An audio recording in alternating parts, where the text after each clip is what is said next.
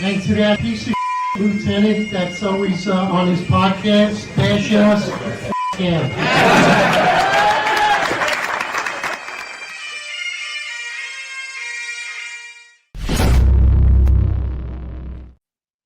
Attention to roll call. That's right. Good morning, everybody. 8:05 live Eastern Time. And, of course, it's Wednesday. It's the hump of the week for Finest Unfiltered. We got a great guest for you today. You're going to love this guy, Dr. Travis Yates, 30-year veteran of law enforcement who's done some great studies and analysis of police work. We just had an awesome conversation offline before we went live here, and you're going to love this guy. Outstanding. I love him already in just a 2-minute conversation because he speaks the same tone that we do. He speaks the same volume. Our chat's going to love him, our friends and listeners. And Detective Nolan says he would make a great addition to the executive perspective. Absolutely. Amazing perspective.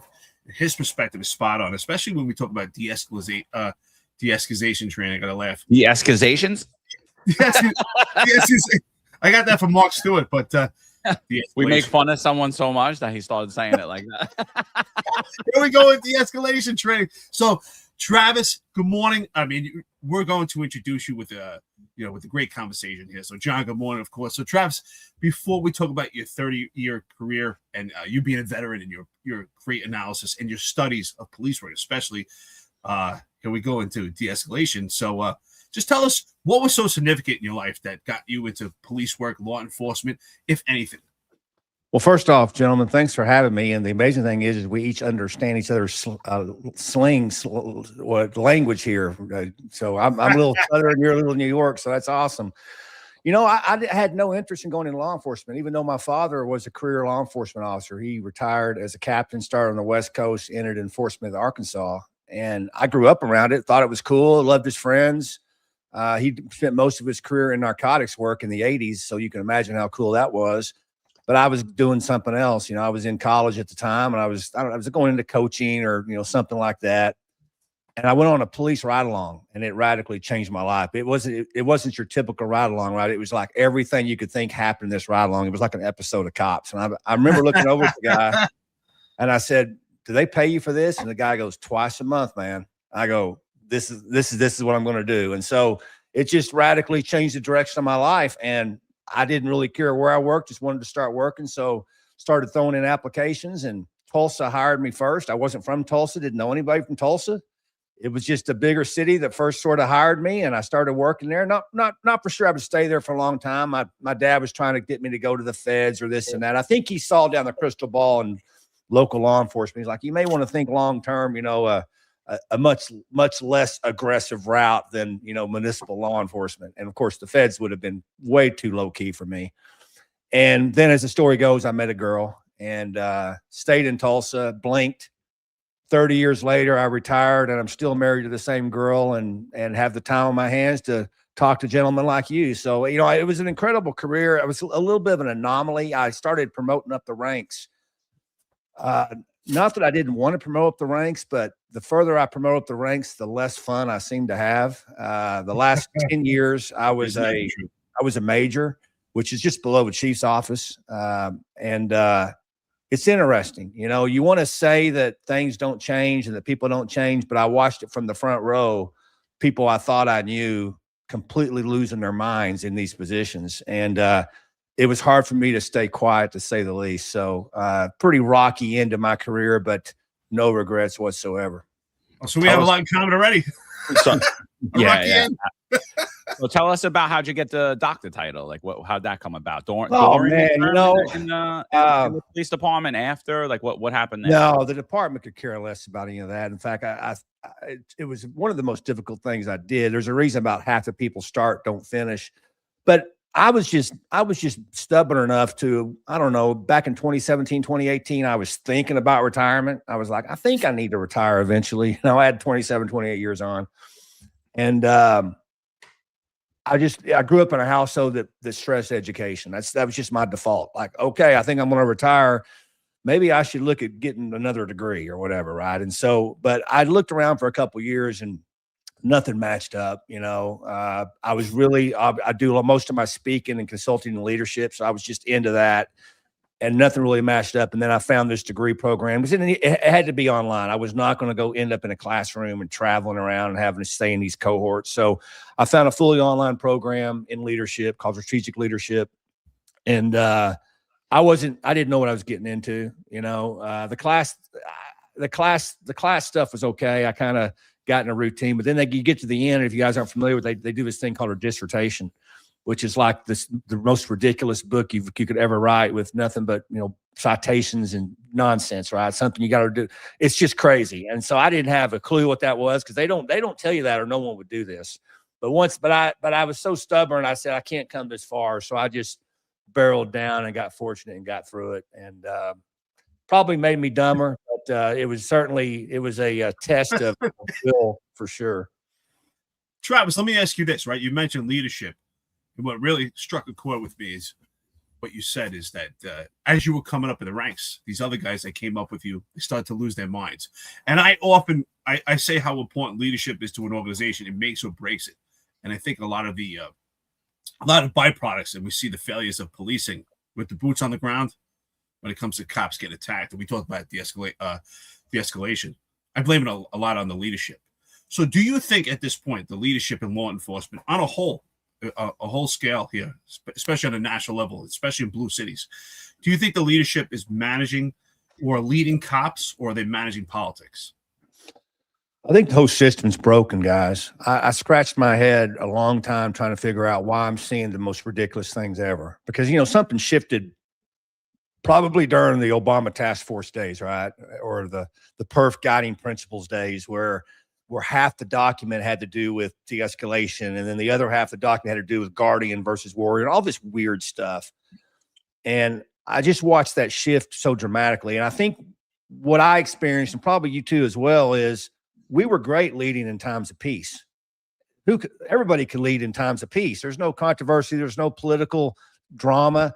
But as soon as something got difficult, I watched these men and women just cower down like scared little, you name it. And I think the system's built for that. System's for making everybody happy. So if you're a street cop, you try to make your sergeant happy. If you're a chief, you got to make your mayor happy. So the whole system is almost built where leaders can't be leaders, because true leaders, they piss people off. True leaders get fired, except for Brian O'Hara. He still got fired, but he was not a true leader. But I digress. So the system, and I saw it personally. I saw right and wrong clearly. I think most people do. You almost are born with that instinct, right? But you get in these positions and salaries on the line, or promotions are on the line, or status is on the line, and they just make the decision. I say you can go one way or the other way. And you can go the wrong way and be very successful in law enforcement. The system lets you be. I saw it firsthand, right? But if you go the right way of doing what's right, treating people right, your career can be destroyed because you're not part of the herd. So I think the whole system has to be dismantled, so to speak, not to get into OAC terms, but the system has to be dismantled almost, because it's built into the system. You have some smaller agencies where you have true leadership, but these big giant departments, it's over, man. Like, it's never coming back. It could, but who's going to step out on a limb? What commissioner making $300,000 a year is going to step out on a limb and start leading? No, they're never going to do that. Cowards. So look, this is, I'll be honest, exactly what happened. I was on LinkedIn, which I'm rarely on. Like, I just usually go on there to post to kind of just piss people off, because, everyone's scared. And I saw something that I never see on LinkedIn. I saw somebody actually talking the truth. I was like, holy shit, this guy's in law enforcement. He's talking and he's speaking truth. So he put a graph up about officer assaults and showing the increase. And you said something along the lines of, like, I don't want to put words in your mouth, but you said something along the lines is that law enforcement leaders have to look at the training they implemented during this time and start to be real with themselves. And I was like, holy shit, who is this guy? So I reached out to Travis. I was like, hey, you want to come on and talk about this? So could you get into, like, what happened? Like, why'd you get into this topic? What made you look at it? Well, what a dirty rabbit hole that nobody wants to talk about, because, I could have posted a meme and got more response on LinkedIn than I got with this. Nobody wants to talk about this stuff. Sure, they looked at it, though. They looked at it, and then they first off, when you look at that, with those of you that are watching this, you can throw 2021 out. That was a COVID year and that was a NIBRS year. That data is not accurate. And so you could go all the way back to 2019 and there's an increase in officer assaults through 2025. That has never occurred in this profession. You can go back historically on the data. That has never occurred in this profession. And so, you know, when you look at data like this and you see this complete rise, you have to think to yourself, well, what's causing it? And I coincide this with, I keep up with this data because I teach this class called Seconds for Survival, which is a pre-attack indicator class. And we always talk about how to avoid assaults, how to avoid force. And I've seen the attitude shift in there where a lot of officers don't understand what pre-attack indicators are, which quite frankly freaks me out. So I was sort of waiting. I knew we had this upward trend. Like, okay, it's 4-year upward trend, but maybe in 2025, I had hope, right? It's going to dip. If you believe what the FBI tells us that violent crime across the country is dipped, who knows what the truth is. But the interesting about these numbers is only about 12,000 departments report this data. It's all self-reported data. Hence, it's a lot worse than what you're seeing here. But needless to say, you see this upward trend. And so you look at this, it doesn't take a genius, gentlemen. So if the trend's starting in 2019, 2020, it's going up, what was the talk of the town back then, right? Post George Floyd, and you've got in 2015, you've got Obama's task force on 21st century policing, where it brought in de-escalation, not as a tool or a tactic, as a way to build trust. Well, who you have to implement it then, right? Because it's a way to build trust. No one wants to look back and see whether that nonsense worked. And then in 2015, 2016, you have PERF's 30 guiding principles document. And by the way, these are all documents that every department in this country grabbed onto. Half of the guiding principles dealt with de-escalation. And then in 2021, 2022, on the heels of this rise, the federal government gave out about $124 million for de-escalation training. And lo and behold, PERF, who put the document out that told us how important it was, got the bulk of that money and started training cops around the country in de-escalation. Now, the problem with de-escalation is it's nothing new. Every cop listening to this, if you've been a cop for the last 50 years, you know what de-escalation is. I didn't need to go to a fancy class to know.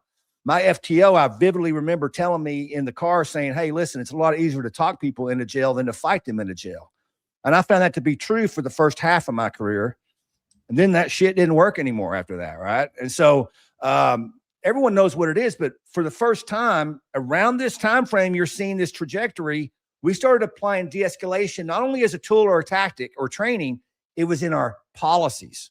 It was in, you have to do this for every encounter, not just the, you must, and then our use of force policy started changing to just last resort and taking Graham and throwing it out the window and using a bunch of reform language, right? Which it's clear to me that none of it's working. I mean, this is just one chart, but I could go in and show you the states that implemented this stuff. Virginia went hardcore. Since then, their injury rate's gone up 123%.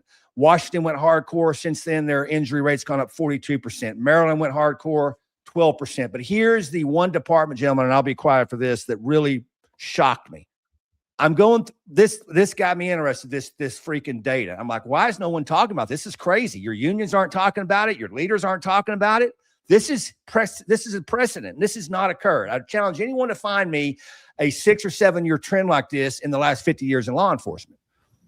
So I'm looking at some of this research and study, because getting a doctorate did not make me smarter, but it made me understand what research was, because a lot of the research is nonsense, right? The right funding and the right research, you can make something say anything.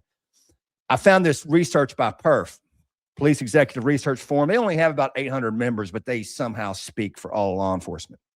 A lot of your East Coast departments are on it, but they're the ones responsible for all of these documents I just talked about and the training. And it said, it was a pretty basic research. They basically showed a group of citizens legal justified force. And they found that 52% of citizens thought the force was excessive. And that's not going to shock anybody in law enforcement. Why would they know what legal and non-legal? I mean, they're not law enforcement, right? But so over half of these citizens said that force was excessive, even though it wasn't. So instead of PERF saying, listen, we should educate the public on what legal force is, they didn't say that. They said, this means you should change your use of force to their expectations. Change your policy to what those lower denominator, uneducated individuals thought use of force was. And then they said this is what shocked me. They said, And in fact, South Bend, Indiana did this, and they're wildly successful. And then the research just stopped.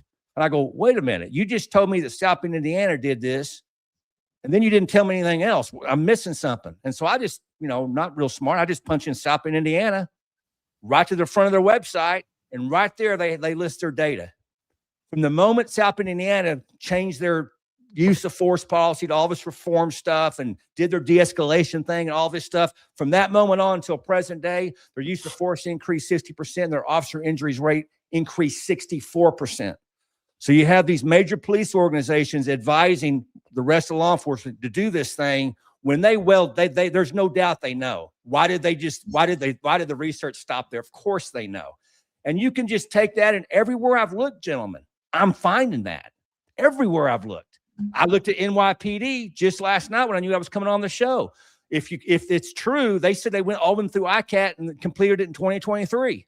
In 2024, record high assaults against NYPD, record use of force, and to 2025 numbers aren't out yet, but they're saying through the quarters they're projected to be higher than 2024. So everywhere I'm looking, I'm finding this correlation of the departments that went hardcore into this current day de-escalation, because de-escalation, I'm not throwing it out. There's times de-escalation is good, not in times where violence is a possibility. We can get into the further research I did on that later. This is a great conversation. We often talk about, John and I talk about this offline. We spoke about this briefly, that sometimes the de-escalation is actually taking action, especially when it's something that is imminent chance of serious physical injury or death. At that point, you may have to take action, which may actually include your firearm, and that essentially is the de-escalation. Now, what I think is also interesting is you have what I often talk about, the Dunning-Kruger effect. You have people that have no idea about policing, watching policing and giving their perspective. And what the Dunning-Kruger effect is exactly that the least you know about a subject, the more that you think you understand it and do it. So here we have people that have no idea about policing and giving their perspective and using that data, which is so ridiculous. So now when it comes to de-escalation training, and especially how you said it's policy, do you believe, and I do also, that because of this policy, and I think it's going to go into what we talked about, those behavioral indicators, do you think these policies and also the de-escalation training actually causes cops to not see those indicators of potential violence? Or are they seeing it and aware of it, and they're more concerned about their policy? What are your thoughts on that? It's a great question, Eric. 100% they see it. 100% they see it. Because I went back and we'll talk about this. This is the crazy thing. We'll talk about that in a minute, where I found that there was no system, research system on pre-attack indicators for law enforcement, but there was for every other profession, which is insane.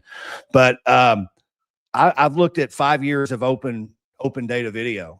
And you can see, and everybody here is watching these videos can see it. You see the officers saying repeatedly, show me your hands, show me your hands, show me your hands. You'll see them go, anything in the car. So yeah, they're seeing these things. They're verbalizing, telling you they're seeing it, but they're not doing anything about it, right? They're communicating, or they're buying time or what. But listen, if somebody's giving you pre-attack indicators, the worst thing you can do is give them time. Because what the indicator is they've already made the decision. Their brain is, I'm not going to get off on all the, all the brain stuff that's with it, but they've already actually made the decision. But before that decision, their brain is signaling indicators that are occurring before that, right? So you're not stopping that decision. The only way you stop that decision is you break that loop and you get in the middle of it and you stop it. That's why when our research, the officers that were shot or shot at, now this is 5 years of data. There's never been any, isn't that also crazy? All the video stuff out there, there is no research on this whatsoever on pre-attack indicators. Well, it's so easy to go look. There's hundreds of videos out there to look at. And so we went back 5 years and looked at it. The officers that were shot or shot at they saw 4.8 indicators, and they were shot or shot at. The officers that avoided being shot, 1.8. What's the difference? They broke the OODA loop. As soon as they started seeing indicators, they went hands-on, they handcuffed, they did things with it instead of continuing to talk to them. So I believe 100% the officers, they see it, but because of what the policy's saying, because of what the training's been saying, they're seen as a failure if they have to go hands-on, versus you're not a failure if you're stopping force. Because what true de-escalation is when it comes to pre-attack indicators is you're probably going to avoid higher levels of force. Yeah, you maybe have to handcuff, you may have to go hands-on early, but you're not having to shoot them. That's why you're seeing deadly force rise in agencies that have embraced de-escalation. Because when you tell people to hesitate and to wait, guess what's going to happen? Oh yeah, the violent guy is going to do what violent guys do. You know, that's a great point, and that's something that we've been talking about a lot, is that, like, we were trained, the longer you let a situation go on, especially a violent situation, the longer you allow this to occur, the greater chances for danger and the greater chances you're going to have to use deadly physical force, right? And since, I want to say, about like 2013 in the police department and the NYPD specifically, we've moved to this complete opposite stance where it's like, no, we're going to take as much time as we need. And they're putting policy ahead of actually getting someone in handcuffs and taking them out of a situation where potentially they have the ability to grab a knife, where they have the ability to, you know, where things are going to escalate. You know what I mean? And we've moved to more of a, let's allow the individual to escalate situations, and we'll blame you when de-escalation comes in. One of the things I always say, and I argue a lot with leftist politicians and even people on the right, they're like, you guys gotta de-escalate. And I'm like, well, explain it to me. Explain to me what a de-escalation is. Because sometimes a de-escalation is punching someone in the face. Sometimes de-escalating a situation is shooting someone or pulling out your firearm or shooting them with a taser. Sometimes that is the de-escalation, depending on the scenario. And they can never, ever give me an answer. Do you have like, I know you train use of force a lot, and I know you talk about all this. What do you teach cops? What do you teach them? Like, what is de-escalation? Because I always say, when politicians talk about de-escalation, this is what they think de-escalation is. Yeah. They think it's this. They think it's like some magic thing that you're going to go to and somebody's going to drop a knife and not charge you. Like, what do you tell cops? Let me talk about the politicians first. I think we're at the point where it's not even a question of whether it's not working. It's killing cops. There's this has got to stop. Whatever is going on in these departments, because if I could find the increase in use of force, the increase in officer injury rate, those chiefs and sheriffs know it. I mean, you know it. You know this is happening. Why are you going down this road? So de-escalation is, first off, I don't want to throw out this traditional verbal judo and the things that we did for years in non-violent encounters. Of course, we should be polite and we should be like Chick-fil-A and all this stuff when there's not any potential for violence.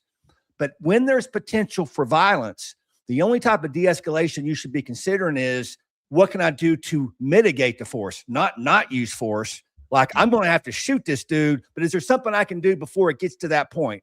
Usually detention, handcuffs, we call it positions of disadvantage.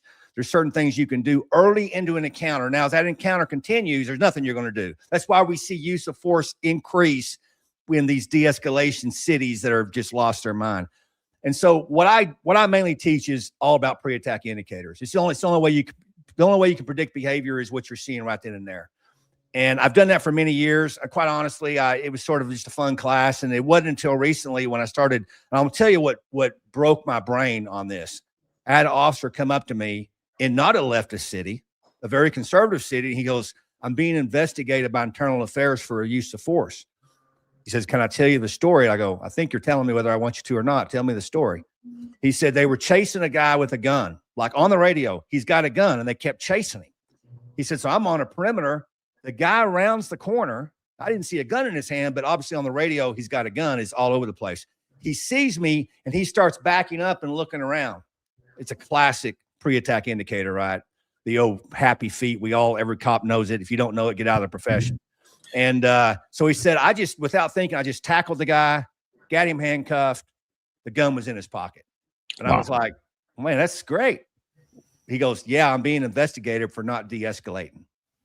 And it broke my brain. When I heard that, it broke me. I go, this cannot be what they're teaching cops. And so I started diving deep into this. And what I found, gentlemen, and I said, well, I just need to get my pre-attack indicator class to everybody, right? It's a great class. And people, no, that's not going to be good enough, because if you bought into all this nonsense, a class from Travis Yates isn't going to be good enough. So I thought, well, maybe this is why God had me go get that ridiculous doctorate degree. I need to just look at the research, because if we can, it's called validation. If we can validate these behaviors through peer-reviewed research, and then we apply it to training, it'd be hard to argue that, because that's just one story, gentlemen. There's cops that's been fired. There's cops that's been prosecuted. I've worked on expert cases where it was textbook pre-attack indicator. They took action and they prosecuted the policeman for it. So there's a lot of misunderstanding about this, which is a problem when you buy de-escalation at such a level that you're putting inside policies and inside laws. Like, there are states that if you don't de-escalate, it can be a criminal violation. So that's the problem. We're really down this road. And so I dig into the research stuff. I dig into the research knowing, well, I mean, we've been training pre-attack indicator. I mean, it was well before Caliber Press days in the 80s, well before my time and your time. My first inclination to it was a rookie in the academy. We all got this stuff, right? And then you learned it on the job as well. I found no research. None. Now, there was a lot of research on a bunch of bogus stuff for sure, but none. Now that was my first red flag. Oh, wait a minute. If they did valid research on this and they discovered that this other stuff they're doing, all this doesn't work, why? Because that's my first thought. How are you not researching this? This is a pretty common police tactic for years, and no one's researched it. I mean, there were a few research journals that basically said this needs to be researched. Literally. I mean, it was crazy. And so that was my first red flag. Oh, there's a reason they're not researching it. It kind of gets in the way of the narrative. Well, then this is what really set me off. There was no validated research for law enforcement pre-attack indicators, but there was for everything else. Corrections, clinicians, nurses, doctors. There are 24 risk assessment tools available to American employees right now, except for law enforcement, which means that they studied it. Now, there's 30 years of them studying nurses de-escalation. Law enforcement's completely unique, gentlemen. They give these nurses this tool set, kind of they based on behaviors is the risk that they're encountering. And when it gets to a certain risk, they don't tell them to talk like Chick-fil-A. They say, get out of the room, call the cops. But what are they telling cops? Be like Chick-fil-A no matter what. Yeah. If it happens, it's your fault. And I know you gentlemen don't know what Chick-fil-A is in New York, but I'm telling you right now, they're very nice there, and the lemonade's great. But it's ridiculous. And so I mean, I literally, it's in my, I do a big trainer certification. I've got the freaking book. It's this thick. It's an assessment tool for every profession but law enforcement. So I decided to go build the assessment tool. That's what focuscertified.com is. I didn't want to do it. I got other things to do. But how, you tell me, gentlemen, all of the professions, all the organizations, all of the unions, all of the gurus that are much smarter than me, how has this not been done? Is it just sheer incompetence, which I do not agree with? There's a lot of smart people around this profession. Or is it goes against the narrative we've been given? Travis, you are spot on, man. You are bringing music to our ears, because we talk about this often, right? That's why I say leadership makes or breaks it, because I say it often, especially like the chief of department in the NYPD, for instance. He happens to be a super intelligent guy, and he was a cop's cop. He was a cop, and now he's turned into a complete jellyfish, and I'm disappointed. Here's someone who knows policing, and he's allowed the politicians to just bring the NYPD further down this rabbit hole. He knows exactly what needs to be done to prevent officers from being assaulted, and yet he's just completely complicit as he's quiet. And to me, it's just completely cowardice. And when we talk about, Eric, I hate to interrupt you. I'm sorry. Sure, no. I'm talking so fast. I can't believe you can even understand what I'm saying. But I want to piggyback on what you just said. When I discovered this, I almost didn't even believe it. I'm like, nothing's new under the sun. How did this is crazy. So I started making phone calls to some leaders that I really respect to do the right thing. And one of them was a gentleman by the name of Brent Newman. For some time, he was like the number 2 guy at California Highway Patrol. And Brent's retired now. That's why I'll say his name. But I showed him this. I showed him all my data, and I go, Brent, what's going on here? And without hesitating, he goes, oh, Travis, the leaders know it. I go, what are you talking about? He goes, Travis, I'm behind the scenes. I'm at ICP in the back door. I'm in the committee meetings. He goes, Travis, they know it. He goes, you didn't discover anything that they don't already know. They don't want it out there, but they know it. They've decided that it's politically better to go down this route they've gone on than to actually protect cops. And that was one of the most depressing conversations I ever had, because I don't think I'm not talking about anything that they don't already know. They, of course, see the numbers. How are they explaining that when the NYPD is at some of the lowest staffing they've ever had, right post de-escalation, the highest use of force and highest injury rate they ever had? How does that even compute? We didn't even talk about that, gentlemen, that staffing in American law enforcement is lower, but the assault and use of force is even higher than when they were fully staffed. I mean, this is a reckoning, and I'm just one guy, but I'm certainly hopeful people will come alongside and go, this enough is enough. Well, I think it, I know Eric was talking about we totally cut him off, John. We just said, I know you cut him off, then you cut him off. NYPD. I don't think that he's unique in law enforcement. I think he is the atypical prototype of everyone who gets ahead in law enforcement. And I've been saying for a while, I don't refer to them as leaders. I call them managers. They're politically appointed managers, especially in these big blue states, because they are appointed. We don't elect them as the people and be like, oh, yes, this guy is the chief.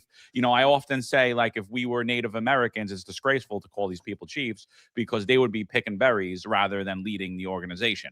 So, but when I look at law enforcement, I look at it being led by leaders without badges. Particularly white leftist women run law enforcement. And this is who I believe 30 to 40-year law enforcement professionals are answering to and are afraid of. And it's the cowardice that's not bringing this data out. I don't think oh yeah, of course it's politically not friendly to say, hey, look, all these cops are being killed and it's because of all these policies that you put into place and we went along and did. It's not politically friendly.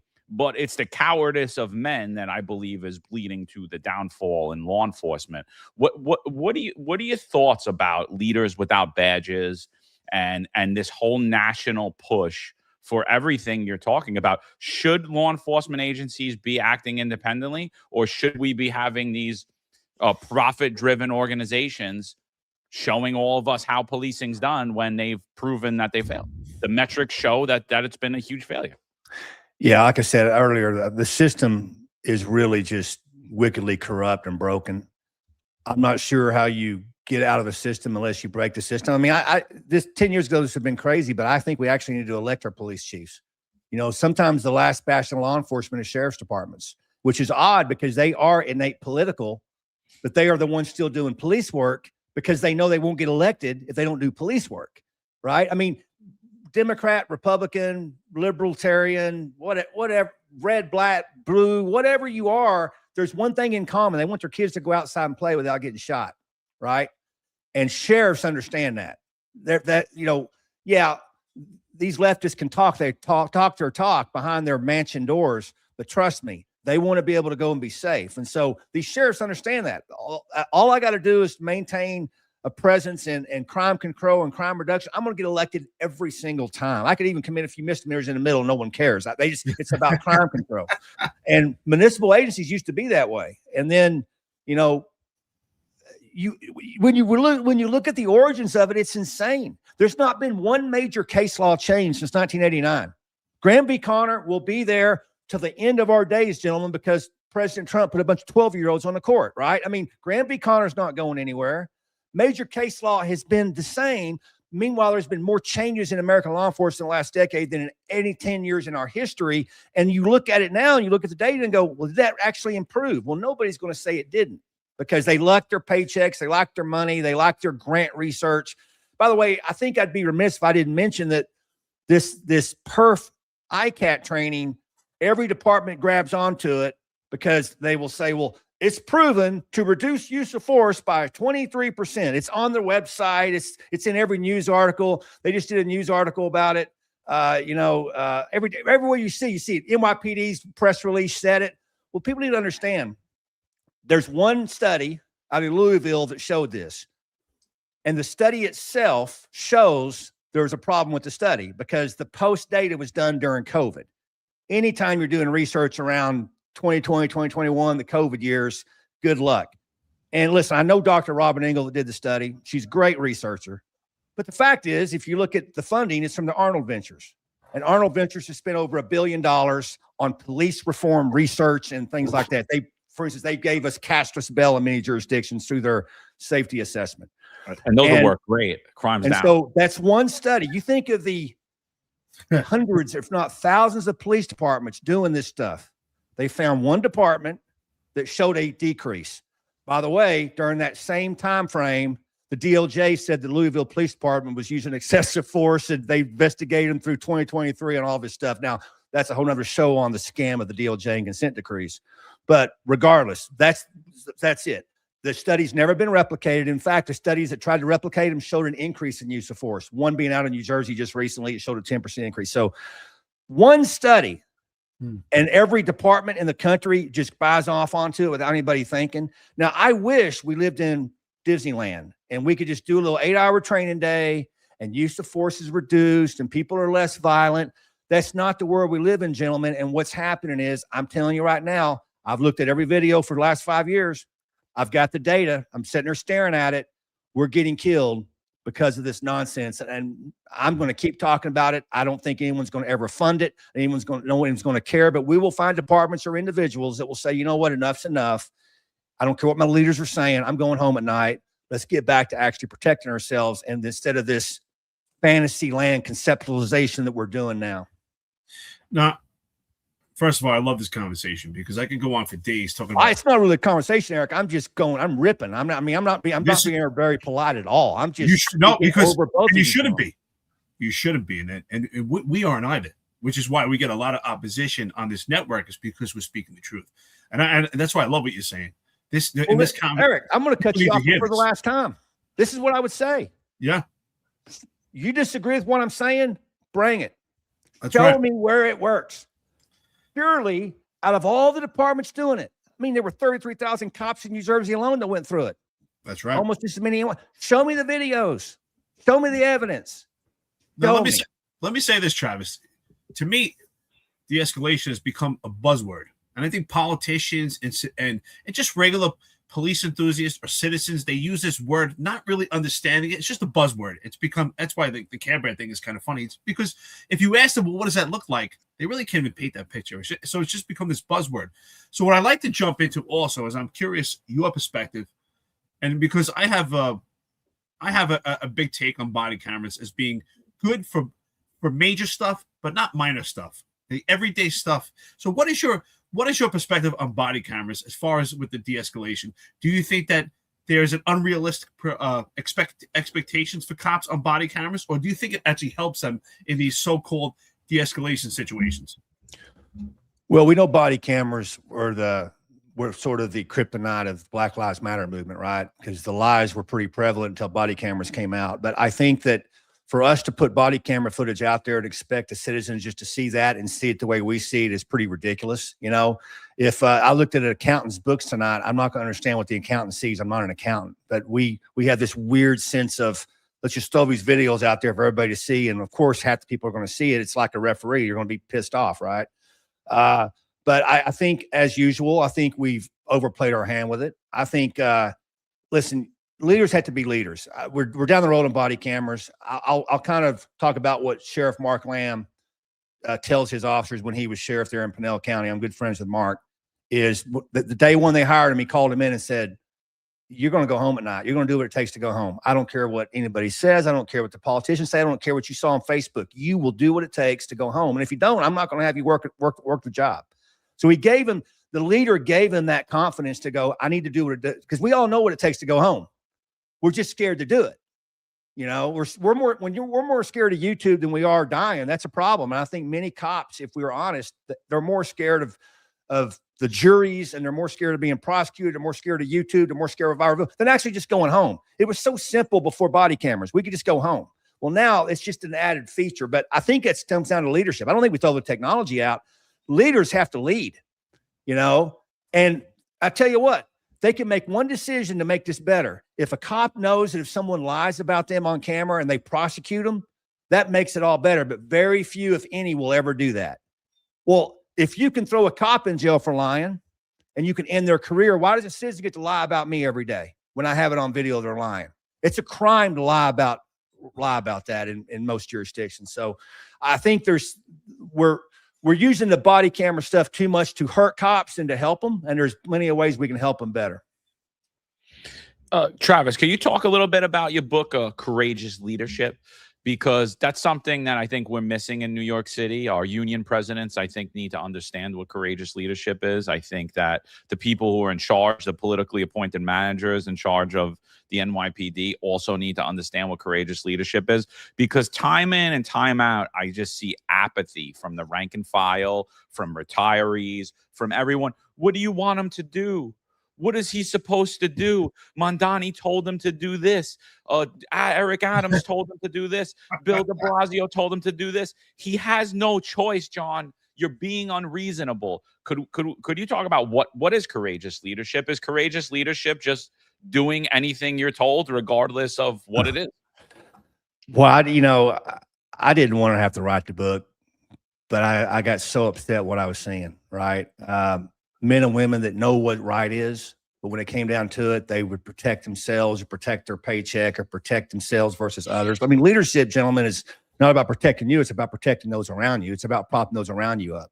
That's what leadership is. We look at it's interesting thing is we look at the historical leaders and we see that, but we don't think we need to be doing that ourselves. And so courageous leadership is doing the right thing, no matter who it pisses off. Now, I go into a little more detail in the book, but we're so worried about me, myself, and I. It's reputation over character. I don't care what your reputation is. Who are you as a man? Who are you as a woman? But we're trying to protect our reputation, protect our careers, and by the way, as I said earlier, you can make certain decisions to go as high as you want in this profession while you're stomping on the throats of everybody else, right? And so what courageous leadership was designed to do was, and it's kind of become a buzzword now, Simon Sinek. I mean, but back in the day, that was such an odd term, but I came up with it because it's the way to describe it. I mean, I don't understand how men and women can run down dark alleys chasing men with guns. We don't think twice. But you put some brass on their collar, put them behind a desk, and they're scared to death to make a decision. And so we see that to this day in this profession. And man, you have to. And real courageous leaders are going to have bumps and scars, right? You're going to have bruises. People are going to get mad at you. People, I mean, I'll never forget kind of the first time I saw this, every use of force report, and of course we call it blue teams now, is they have all the ranks got their signature to in policy, out policy. And I remember getting a call from the chief and he goes, "Hey, I need you to take a look at this use of force report again." I go, "What are you talking about?" "Well, you said it was in policy." I go, "Yeah."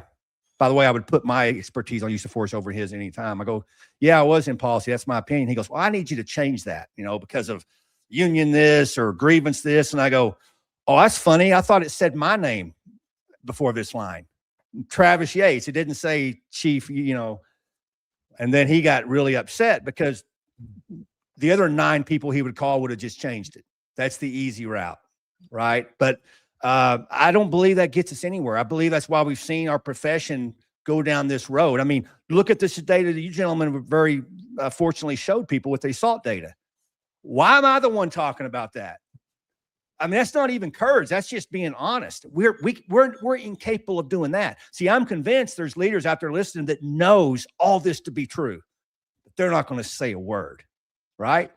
That's why I wrote the book, because we need to start. We outnumber these idiots, gentlemen.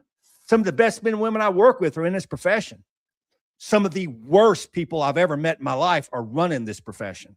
Very few of them. So we just have to. We have to obviously count the cost, understand timing, but we need more courage. That's a great point. Right now I get a lot of opposition, and frankly, I don't care. Is that every active chief in the NYPD right now has been compromised and complicit, because none of them are speaking out about the atrocities of police work, but they're moving up in the ranks. And in order to move up the ranks, you have to follow this limitations of these boundaries. And that's why John and I obviously had to leave that profession, and you as well, because we're not willing to play that game. And what I've heard of data is only 2% of a group actually speak out. So you fall into that 2% while everyone else is willing to change it. So with that being said, what is a significant point? Because I have several of them, and John, we often talk about, what's a significant point in your career where you knew leadership had changed forever? Was there something where you just saw this compounded and progressive over time? Well, there was a compounding effect, but I remember a signature. It was around the COVID times. I remember, it was 2021-ish, maybe 2020. It was just post George Floyd, where this incident that occurred a couple thousand miles away started impacting all these departments. And it it was, I mean, obviously look at the documentary, the Minneapolis documentary by Liz Collin, and it will tell you everything you need to know. But even without that, let's say that that incident was everything they tried to tell you it was. Okay, that's one incident in Minneapolis, Minnesota. How does that affect a profession? Last time I checked, there's a lot of school teachers raping little kids. We're not, all the principals aren't running out doing apology letters around the country because of that, right? I mean, it's just, the whole thing was kind of weird. It was just kind of a weird, but then I'll never forget about that time. I go to my own department. I go to this meeting with the staff, and they're coming out with the new use of force policy. That was the thing to do in 2020 post George Floyd, right? A new use of force policy. And the chiefs described how we were getting rid of lateral vascular neck restraints. And Eric, being a jiu-jitsu, you know exactly what that is. You know, we've been doing that for about 50 years with no injuries whatsoever. So it has nothing to do with George Floyd. It's got nothing to do with deadly force, nothing. Because we're banning this. And I looked around the room and I saw, you know, commanders of my rank and use of force experts and the defensive tactics guys, and they weren't saying a word.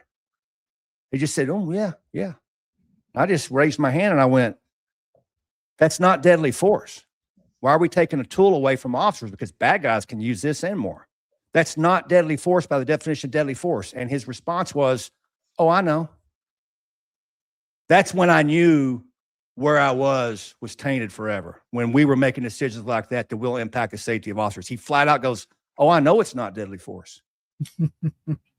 But, you know, PERF and ICP and blah, blah, blah, blah said this and their policy templates, all this stuff. We're not running this department. You're letting PERF or ICP run this department. There hasn't been an issue with this policy in my 30 years of service here. No issue with this. We train in this every year. So who is running these departments? Because we often say, Travis, right? It's pretty funny you say that. We say it's now like the NYPD is now being led by leftist women. So who is in charge? That's a great point. I don't think it's an interesting take on the leftist women. I never thought about that, but New Orleans came to mind. A bunch of other departments came to mind. I never thought of that. You know, I just assumed it was the best of the best. But you know, that's just me out here in Oklahoma. Leaders without badges, Travis. Leaders without badges.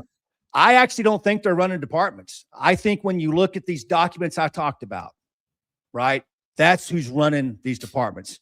Department of Justice guidelines, the task force guidelines, the PERF document. Now it's the de-escalation mandate stuff. So the chiefs know that I've got to comply with that to stay in good graces, because they're kind of, you know, Brian O'Hara is a prime example. He was a DOJ chief. I call him that because everywhere he went was a DOJ consent decree. They gets plenty of money, right? And so he got success. He was the highest paid chief in America as of yesterday, not today.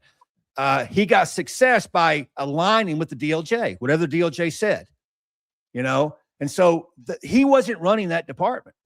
He may have been the figurehead, but there are other people running these departments, because I don't know any other way around it. I'm not anything special, gentlemen. You can look at that data, and a leader should look at that data and go, what's going on here? What are we doing here? I mean, if I was a leader listening to this and I saw that chart, I would immediately call my data folks at my agency and say, run our data. I need to know what's going on in our department. But guess what? This many people did it. No one did it. No one wants to know, just like no one wants to do the research on it. And I'm telling you right now, we got a problem in this profession. We are making decisions that are killing cops. I'm telling you, I found it. It's all there. We better wake up, or it's going to get worse. Yeah, former chief of the NYPD department, former chief of department for the NYPD, John Schell. I think he was the kiss of death for Brian O'Hara, because he stood with Brian O'Hara while he was kissing Mayor Jake Frey's ass. So, you know, there's Brian O'Hara, no longer a police chief. But I'm sure PERF will find him another job. Brian O'Hara will get another job. He's fine. PERF will get him another job. He'll get a PERF consultant gig. He'll get a DOJ gig. They'll land him in another department the DOJ is looking at.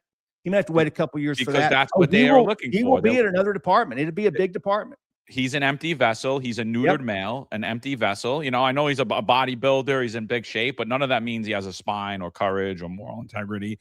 So he allows himself to be neutered and used as an empty vessel. So yeah, he will still continue to profit. And don't believe in this that profession. Don't believe that Frylas did anything worthy here. Oh, they knew 18 months ago he was doing this stuff with employees. They knew it. Yeah, they but he buried it. But he The was Star useful. Tribune had it, and they buried it. So they were doing their best to bury it until it became unbearable anymore. Then they got rid of him. If any officer was accused of anything close to this 18 months ago, they would have been on administrative leave immediately. So no, they tried to hide this until it got to where it wasn't going to be able to be hidden because the lawsuits from the individual women are coming, and those are going to be public. So here's my point in this, because I think we've had literally, we've had probably 20 or 30 Brian O'Haras over the last decade run the New York City Police Department.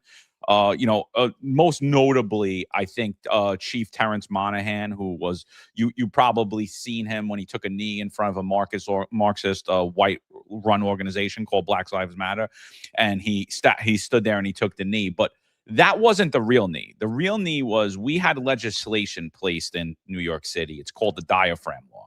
What the diaphragm law says that police officers cannot use a chokehold, cannot perform a chokehold on a resisting suspect.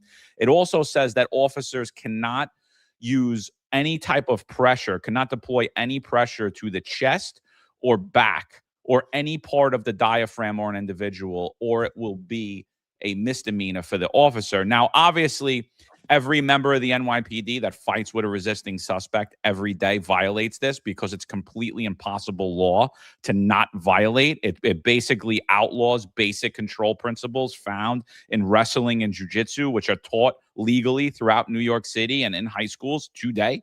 But for an NYPD officer to do it, it's a misdemeanor. Chief Terrence Monahan flipped out at a Comstat and said, we can't be afraid. We have to go out there and do that. And everyone who has sat as the chief of department since him has not uttered a word about the diaphragm law. What do you think about when it comes to legislation that is overriding these police chiefs? Should they be speaking on it? Because I believe they have a responsibility as men. I think they have a responsibility to the profession they claim they love, to the rank and file they claim they love, and to the city they claim they love. I think it's complete cowardice on their point, and I think it's an unforgivable stance to stay silent on this. Yeah, New York is not unique. There's been a handful of states that have put legislative mandates that can't be followed. Minnesota is one of them. They can't be followed. Like every use of force would be subject to criminal violations because just the example you gave. And so, but what they do is they wait and they pick and choose when they want to file those criminal charges, right? They can't file on everybody. So that's a prime example in New York. Trust me, if it was a viral video, they would file the criminal charges, right? Mm-hmm. I think it is, we talk about what leaders should do.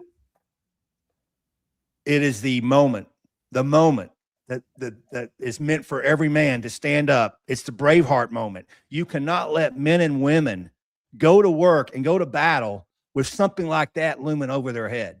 Because whether you want to acknowledge it or not, they're going to be, their life's in jeopardy because they're going to hesitate. They're going to be scared. And then if they're doing what they have to do, they know they could face criminal prosecution. No, you have to stand up, even at the risk of losing everything.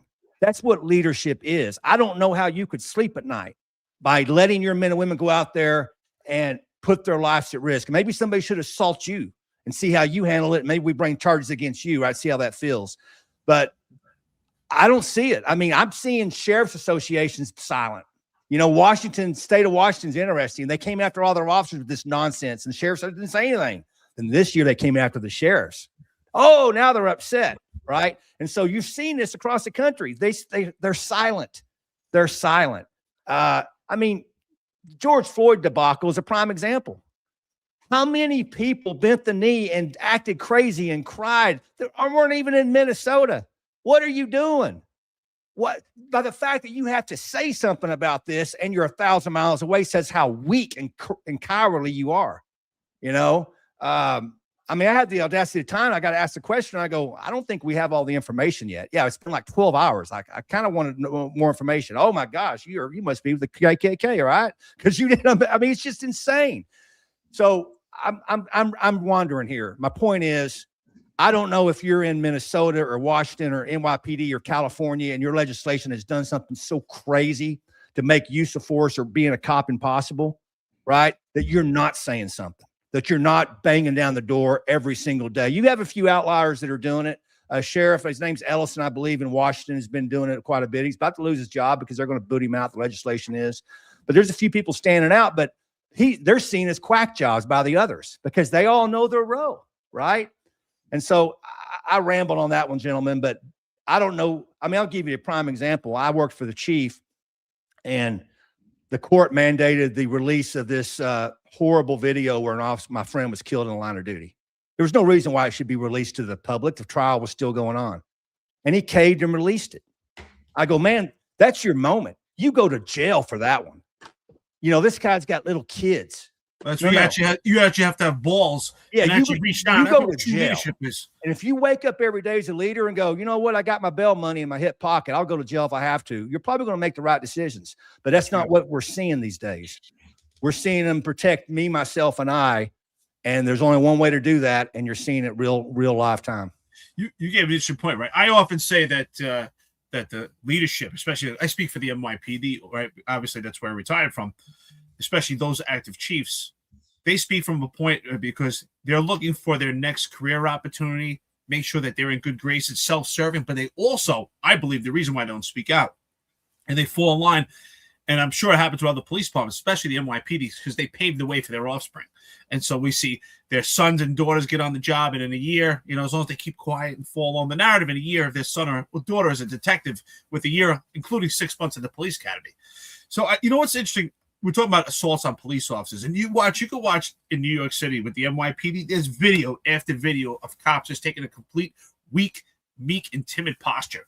And sometimes you're getting assaulted. And sometimes you're just getting ridiculed, bullied, abused. What is your take on DEI policies that have actually infected policing? Because we talk about DEI a lot. Does DEI fall into cops being assaulted at an alarming rate? Has DEI policies have made cops more vulnerable on the streets, the boots on the ground? Has it made it more of an unsafe environment because there's DEI policies? Well, I don't know specifically about DEI policies, but I know in general policies have. There's no question something shifted in the last several years. You can't argue against that, right? Something has shifted to where officers are not responding the way they used to respond historically to these encounters. I mean, I wrote about it in my book. I called them copicizers or cop haters or whatever. Is about those early videos in NYPD in 2018, 2019, where the cops are just getting screamed at constantly. That shouldn't exist in any American city. It only is existing because the people screaming knows there's no accountability for the screaming. I mean, that's just ridiculous, right? And so it's not a big leap to go from there to what you're seeing right now. And so there's no question that something has shifted, something has changed that nobody wants to talk about. And gentlemen, I think I would be remiss to not give your audience some of the training that we saw in the research, because this stuff's not complicated. Out of every officer shot or shot at in the last 5 years, there were two things that I need you to pay attention to if you respond to these calls. Number one, 95% got non-compliance before they were shot. 95%. So what does that tell me? If you're on a call and you get non-compliance, well, it doesn't mean that you're going to get shot, but it means something's not right. You should probably do something different than what you're doing. And saying, please calm down for the 55th time is probably not going to do it. So combine that with what I call amplifier, which is a type of call. This is a call that would be out of the ordinary, not just a regular report call. Someone's committing a crime, or it's domestic violence, or it's a disturbance. Those type of calls that cops go to every day, those were in 94%. So you got 94%, 95% that preceded violence. So if you get in that type of call and you get non-compliance, let's just stop right there and just take care of business. Now, there's other things we can talk about, but those two are big ones. So most of the time when cops are being assaulted, it's not just random. They know. They're there on a call that you can expect to be assaulted. They're seeing behavior where you can expect assault to be next. The question is, why are we letting it happen so much without taking action? Wow. That's powerful. I just want to expand on that for a moment and say this. You said it, right? Cops are stuck, right? How many times are you going to tell the guy to stop doing what he's doing? So how did we get to a point where, I've watched some videos, and I know if I talked about it with cops, right? And where someone is armed and the cops are telling someone to drop the gun 800 times. Drop the gun, drop the gun, drop. How do we get to that point where we have to tell someone drop the gun 800 times? When are we actually going to take action? Or we just wait for them to get shot and then we can fire back? Is that become the acceptable norm? Gentlemen, I've got videos where it's an active shooter and we're trying to be act like Chick-fil-A. No, I didn't want to admit it was the norm, but when I went through and looked at all this data, 5 years of videos on this stuff, so hundreds of videos, it's the norm. It's the norm. How did we get here? By praising people that are doing it, saying they're, but what de-escalation did is it criminalized if you use force. If you use force, you're automatically wrong, right? Because the only successful de-escalation is no force, which is a lie from the pit of hell, to be honest with you. It's killing cops by saying that. And so that'd be like telling an accountant that, success is you don't do any math today. What? No, that's my job is I got to do math, right? So, so we've told them that if they have to use force, they're wrong, regardless of the consequences. We put it in policies. I mean, there's mandatory de-escalation, sanctity of life. I mean, Minneapolis has this in their use of force policy. Any use of force that breaks the public's trust is against policy. What are you smoking? What? There's going to be somebody in your community in every use of force that doesn't trust us anymore. I mean, it's just stupid. We're putting that stuff in policy. And so the cops are scared to death in these cities to do anything because, hey, they got bills to pay. They got mortgages. They got families. But our leaders have let it get to that.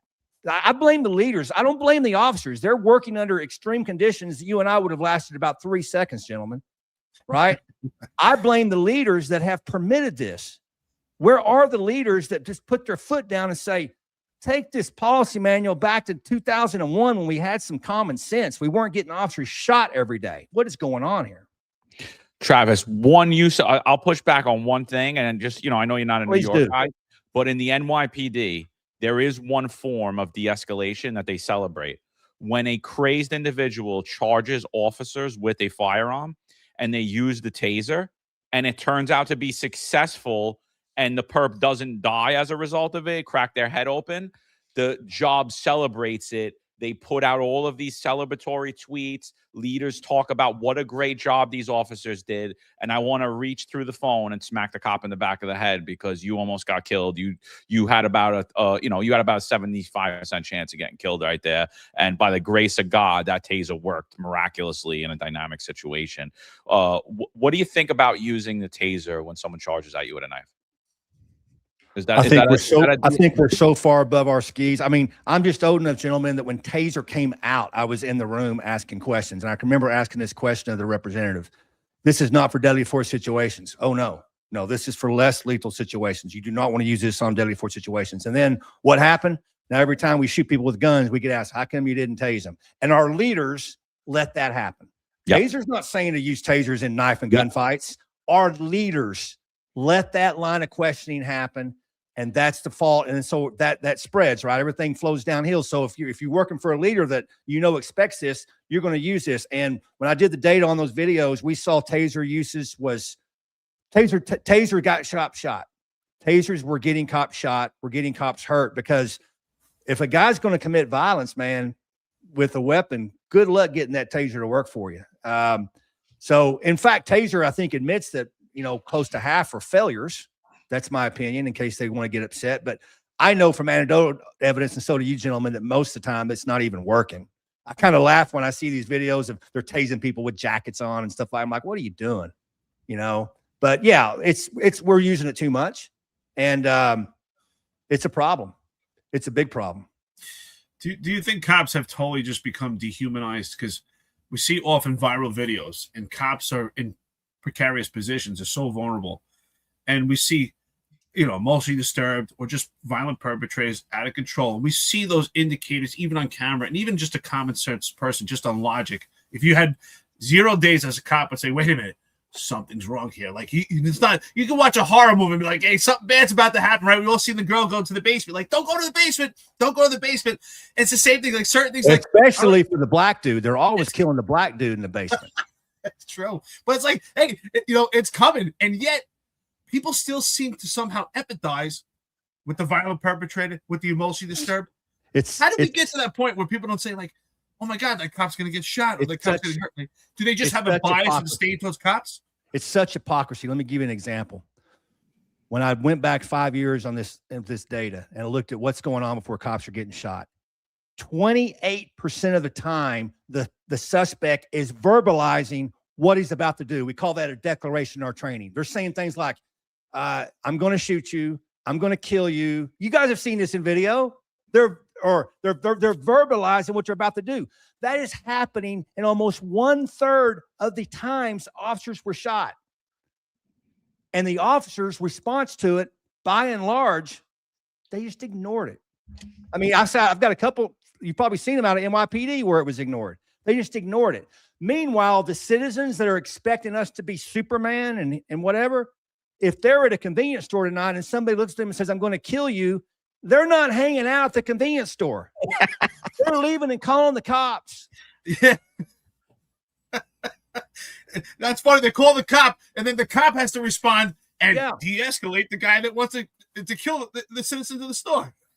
If you walk into one of your NYPD chief's office today and says, you know what, I'm thinking about killing you, I bet they take that seriously. But if a cop out on the street is in an encounter and somebody says that and they throw some cuffs on them and use light levels of force to get them under control, they're going to come down on them. It's a bunch of hypocrites. Yeah, but that might have violated the community's trust, though, Travis. I mean, come on, we can't be unreasonable. Of course. By the way, you know, it's your spidey sense because I asked this. You know, you look at the Gallup polling. We're one of the most trusted professions on the planet, right behind doctors and nurses. I'm kind of a nurse guy myself, but we're kind of 3rd or 4th place every year, right? We're in the 80th percentile of trusted organizations. Meanwhile, all these politicians and people saying this are in the teens, right? Well, this has been my question on this trust issue, because by the way, before they scam the data on us, they would use this trust to change everything. All we have to do is for public trust. And my question was, what level of trust do you want, and how are you evaluating the trust? Because it's not the crazy person at city council meeting. No. Last time I checked, Gallup says we're trusted, one of the most trusted professions there is. Tell me what level of trust you need before you quit doing stupid stuff to us. Boy, but once again, that's our leaders that did that. You're never going to get a major city chief's job in this country if they ask you this question in the interview, gentlemen. What's your most important, what would be your most important role if you took this job? If you don't get that Bill Clinton finger and say, I believe in community trust. Community trust is the answer to all of our problems. If you don't say that, you're not getting hired by any mid-sized or major city chief, which is not what law enforcement is. Our mission is so simple, gentlemen. They put it in our name. Law enforcement. That is your mission. You are judged based on crime reduction and crime control. If we made that as a rule in every major city, hey, I'm going to give you 3, you're a football coach. I'm giving you 3 years, and if crime's not reduced, you're gone. You know what they would do? They would reduce crime, because we know how to do that. We did that all through the 90s, right? We know how to reduce crime. That's who we are. But we're doing anything but that.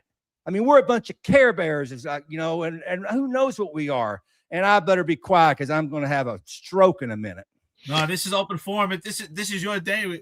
We love hearing from you. It's interesting we talk about this, right? So we often watch force videos, right, and talk about it often. And I hate the term of this is non-lethal. This is lethal. I think it's hurting cops with this boxing things into this should be non-lethal and lethal. No, you have to use the force that's necessary. And boxing, well, we need to use this type of force and that type of force. Are these trainings connected to politicians, and which we know, or at least in my opinion? And is it hurting cops with boxing things into when it comes to policy? Like, well, this is non-lethal and this is lethal. Is this hurting cops? Yeah, it overcomplicates everything, right? Even with less lethal, if you got a less lethal, even if it's deadly force, you can have less lethal. If you have lethal next to you, you can't overcomplicate these split-second decisions.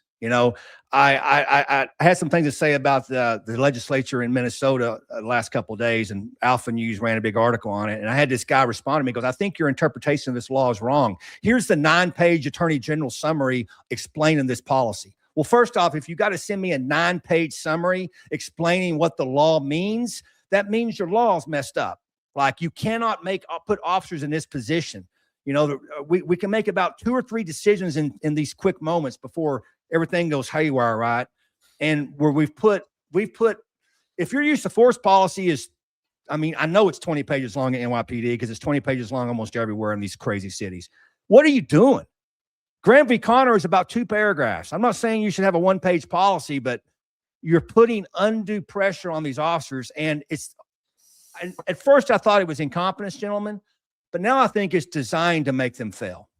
Like there's a demand from wherever on the left corner of the atmosphere to prosecute cops. And so let's just build some internal mechanisms where if we want to prosecute a certain cop, well, we could do it, right? Because we've made these policies so impossible to follow. And we've always seen that at some aspect. You know, hey, always drive the speed limit. What the hell are you talking about, right? There's going to be times I want to knowingly violate this because I care about my men and women behind the badge or whatever. So when it comes to use of force, we've seen these policies. I mean, I think when I started, it was about a 3 or 4 page policy. Most of it was the administrative side of it, you know. Now, these major cities, you're going to see 20, 25, 30 page use of force policies, which is, so you go through those line by line, you can see the gotchas. It's just like Minneapolis, the gotcha, there's lots of gotchas, but one is, this must not violate the public trust. So they got all these gotchas. So when the gods above say this cop's got to go, this made the news, or this counselor's upset, the cop can go. And the cops working the streets, gentlemen, they know this. I'm not telling you something that's a secret. They can read the same policy. They see the same legislation stuff. They know that they are just a ticking time bomb away. So then you ask yourself, well, why do they get in an office as a middle manager or manager and just be quiet? Man, they made it through the war. Now they're just trying to survive to the end, right? So this is wild. We have a guest. He thinks that law enforcement officers should enforce the law.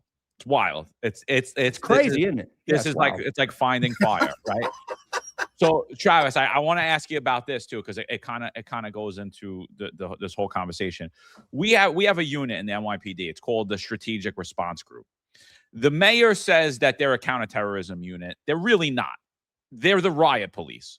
But for some reason, Mayor Zohran Mamdani doesn't believe that counterterrorism resources should be coupled at First Amendment activities. Now, he's completely insane and off the wall, and he's inviting more acts of terrorism to happen in New York City. But instead of sending the riot police to riots, we want to move to Ohio style of dialogue policing, where we show up at scenes. I'm not cutting you off. Finish, because I got something to say about Cut me off. Cut me off. I know you love Do it. So I want to. This is the dialogue thing. Can you cuss on here? Oh yeah, why not? Yeah. An hour 12 into it. Go. Responses every day. You got to be shitting me. Let me. This is the prime example of what I just talked about with de-escalation. So, by the way, PERF's de-escalation training, you know how they developed it? They went to Scotland, where they don't have guns. And they saw that this type of behavior, so they brought that back to us. And then all of our chiefs says, oh, it's free. We'll do it. And we'll ruin our professions and make it more dangerous. So dialogue policing is based on one study. Let's get back to the scam.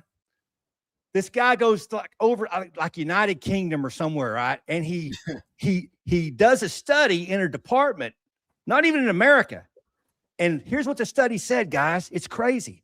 Hey, before a protest, if we got with the organizers and introduced ourselves and sort of explained the ground rules, there could be less chaos. Shocker. We've done that for 50 years in this profession. I was over our strategic whatever. I was over our riot police. I don't forget what it was called, right? I was over that for a time. We've done that forever. But this guy does a study. PERF puts their name on it. It's called dialogue policing. And every big city out there has paid this guy tons of money, or the government's giving him money. And this guy's going around teaching this stuff. So it's part of the scam, right? It's part one. You can look it up. Everybody here can go over to their favorite AI model and type in dialogue policing peer-reviewed research. The one study will come up based out of overseas. And this guy is coming. Now, listen, I'm kind of a hypocrite because I do training out of my study called Focus, Field Observable Cues for Unknown Situations, but attack my study. I want people to further study it. I'm trying to start studying this stuff at a high level. It's not just anybody can study it. I'm not like these other dudes where, hey, we found success. No one study anymore, right? No. I want you to poke holes in it, right? Because if we understand what's happening before an attack, we can mitigate attacks. 100%. Everyone knows that. What do you think no one about wants to throwing know. out helmets and batons and those mean-looking police uniforms and replacing them with baby blue shirts or pink shirts? What do you think about that? Or traffic vests? Let's say dialogue unit on them. Do you think that works? Well, we're not having enough dialogue, guys. We need more dialogue. Dialogue police. But you know, here's what's crazy is, are our chiefs that ridiculous? Like, you just go to a conference, you see some dude that's not even an American giving you some speech about what he discovered in Scotland or Ireland, and you go, we need that. I mean, are we that easy, right? And by the way, this is happening. I mean, the same cities that brought you de-escalation are bringing you this because, you know, all you got to do is say, hey, this is government grant. It's free. And they'll go, bring it in. It's crazy. Now, listen, I'm not throwing all that out. There's probably some good things out there, but show me the results of it. I don't know. I've been watching the news lately. People still seem to be throwing rocks and shit at people. It doesn't seem to be kind of being quelched, right? We've already talked about the assaults. We've talked about, show me the metrics that's getting better. Do we not have anybody in this profession thinking? If I hear the FOP one more time go, we had more officers shot this month. Here's the number. What are you doing about it? That's what they're doing. They're generating content telling you people are getting shot. That we've had another officer shot. Back the blue. I'm like, dude, get off the fucking. That's like me hearing another story of Washington, D.C. of what some corrupt politician did. I'm tired of the stories. Who's going to jail? Yeah. Quit telling me this to gin up your whatever, you know, fundraising or whatever you're doing. Well, I don't have Look at the data and start doing something to reverse this, because this is not going away. 90,000 cops assaulted last year. That data is underreported. Wow. That's an 80% increase in 10 years. An 80% increase in 10 years. And you tell me who's talking about it. Who's talking about it? We are, which is kind of scary. We're the only ones talking about it. What about this, Travis? What about social media? Like how has social media affected cops? How has it damaged the profession? What are your thoughts on that? Well, it's only damaged the profession because leaders have not treated it the right way. You could use social media to educate your public at a level they've never been educated, but they don't. They let things go viral, right? They let things just go viral and they don't respond to it. So social media could be our greatest asset, but we're on there doing TikTok dances and everything else instead. Like we're not treating it the way we could be treated. I mean, you don't need the news anymore. See, we used to get so frustrated at the news media because we would spend time with a reporter and they would go out there and they would lie or give something out of context. You could just tell them to go forget it. They need you more than we need them. We could be our own news media. We do our own thing. You know, NYPD used to have a news site. I don't know if they still have it, but that was great back in the day because I don't have to watch the news. I can go to NYPD News whatever and read what's going on. So with social media, it's a huge advantage for us because information's power and we could send information out quick. I don't care what somebody says on there. They're going to come to you, the source, but we're not using it that way oftentimes. So I think we're letting it hurt us rather than help us. Yeah. I mean, listen, you look at the NYPD, it's come to the point, and this is the problem. This is why, at least I think, you see TikTok cops and all this ridiculous stuff of cops, you know, making these content creation videos because it's the culture of the job. The commanding officers are awarded if they have the best Twitter page, the best X page, and it's all about these honky-dory pitches with the coffee with a cop and all these great pitches. Cops gave out toys because God forbid you put something out there that a cop did real police work. But so they compete with each other. You know, who did some funny video? So the cops see that, so they're doing it too. It's just it's ridiculous. You see, what's ironic? What's that? Is nobody respects it. Exactly. Nobody respects it. Nobody cares. Even the public. I mean, what is the public? You know, they're watching live on patrol or cop. They're not watching shows that depict cops like that. They want to watch shows that depict cops being cops. And so we play right into that nonsense. The truth is, no one respects it. Bad guys don't respect it. I don't respect it. You don't respect it. No one respects it. Well, you don't respect the cop that takes an 8-hour day and half of it spent on getting the right take on a dance video in the train station? Well, listen, I'm not going to badmouth the cop because he's got a leader telling him to do it. He's got a leader acknowledging it. Exactly. He's going to do what the leader says. But I would say people that are seeing that, you should quickly pull up the crime stats in that city and see how they're doing. Because I get they're not doing well enough to be doing that, spend their time on that. Oh, crime's down everywhere, Travis. I don't know if you heard. Yeah, okay. Crime's down. Crime's down everywhere. Assaults Yeah. on officers are up 80%. So, you know, It all makes sense, doesn't it? All makes sense. You know, don't believe your lying eyes. You know what I mean? That's right. One question I got from you from the audience. I know you've been real generous with your time today. We don't want to keep you all morning, but one question I had from the audience for you. So, New York City Mayor Zohran Mamdani, he wants to move towards an evidence-based public safety strategy. Now, don't ask us for any of the evidence because you're not allowed to know that, okay? But we're going to move to this evidence-based program called the Department of Community Safety, where they're going to have social workers respond to 911 calls involving violent EDPs, violent, emotionally disturbed people involved in a you know, some form of a mentally ill crisis. What do you think about removing law enforcement officers from responding to those situations? I say do it. Get out of the way. Let the social workers go in there. We'd be making a mistake if we tried to back them up. Do it. Because that program will last about 2.5 days in the city of New York. Do it. Even if it lasts that long. Think about it. We play into this. All you got to do as a leader is say, this is what the mayor wants. We're backing completely away. You're Good funny, luck, man. men and women. That's right. Do it. See, we don't do it though. We're not going to do that.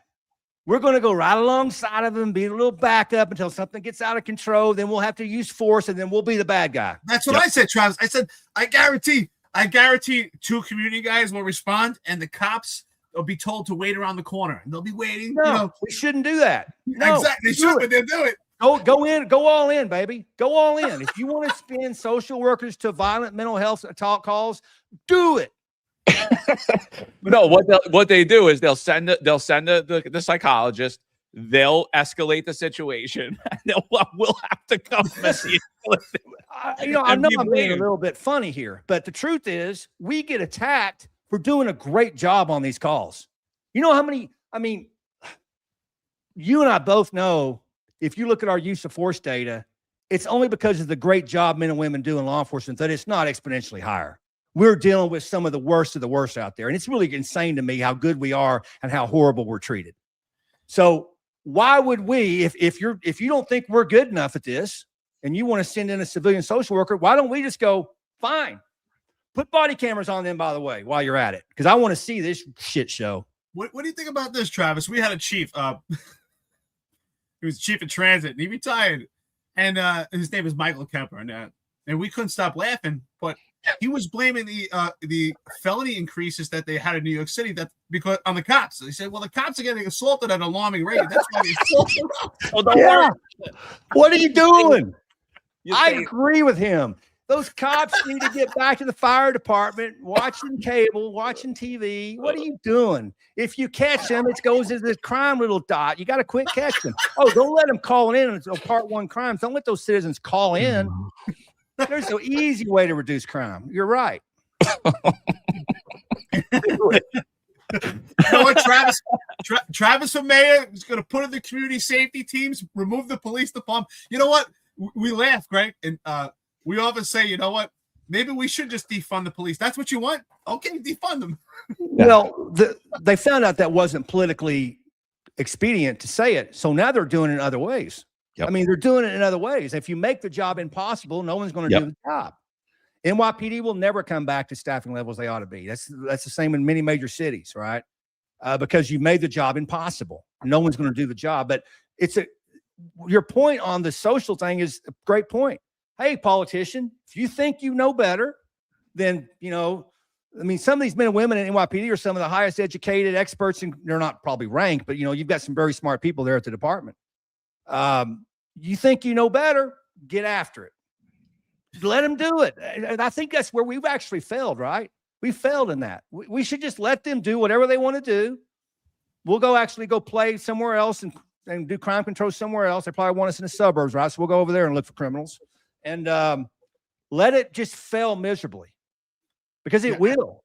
I think if these community people start responding and the cops aren't there, they're gonna be like, after about a day, they're like, we were just kidding. We were just kidding. You guys take this over. Because once they see the realities. Your mayor's not stupid. I mean, you may have a different opinion. He knows he's full of shit. He knows this won't really work, but they say these things to placate a certain electorate, right? Knowing at the end of the day, NYPD is going to save his bacon. They're going to be there right beside of him, taking care of things. He knows it. So if I was NYPD, I'd be like, great idea. Travis, he was on here, and one of the things he said on here that now I hear nationally is he was on the show.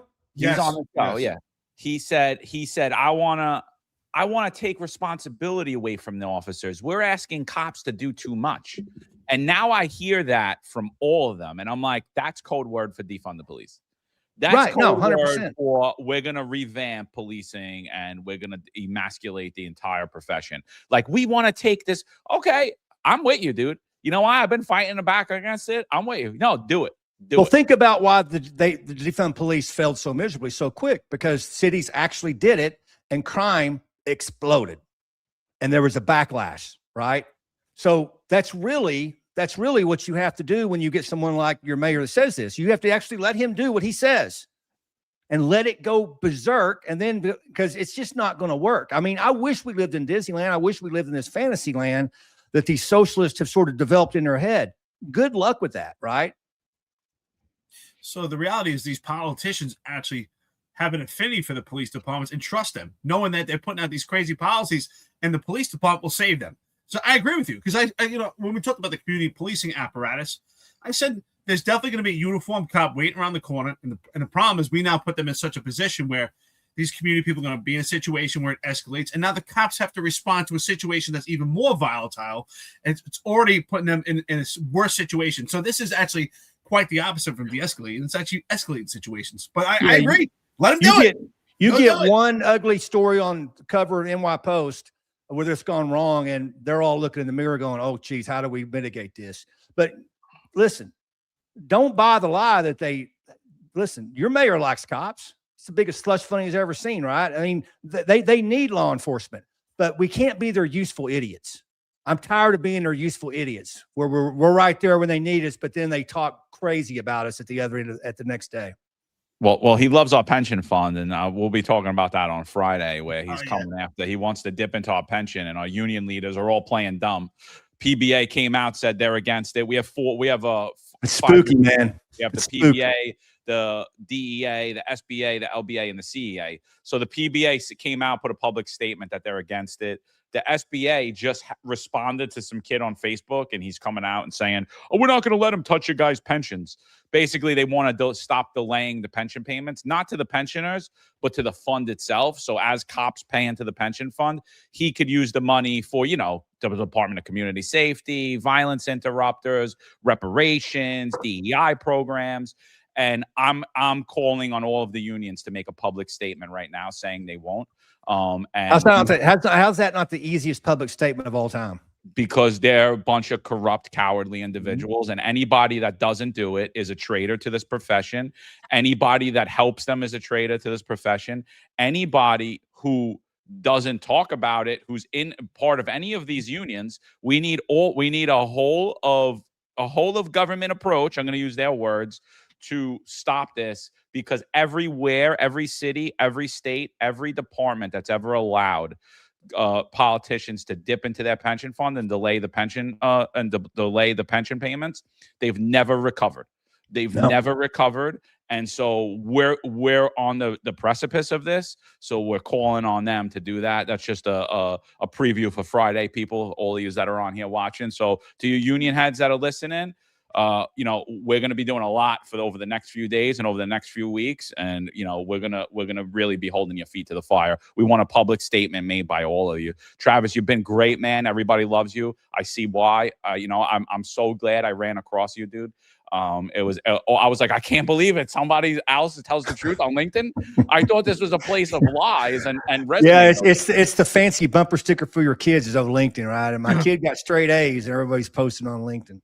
I literally just post on there to piss people off, like just to be like, oh, like he has some truth. That's it. I'm not as active as I am on X or Instagram or any of these other platforms, but I just like them to hear that themselves sometimes. Anything, Eric? Do you have any questions before? Yeah, I just want to say, first of all, Travis, I knew it.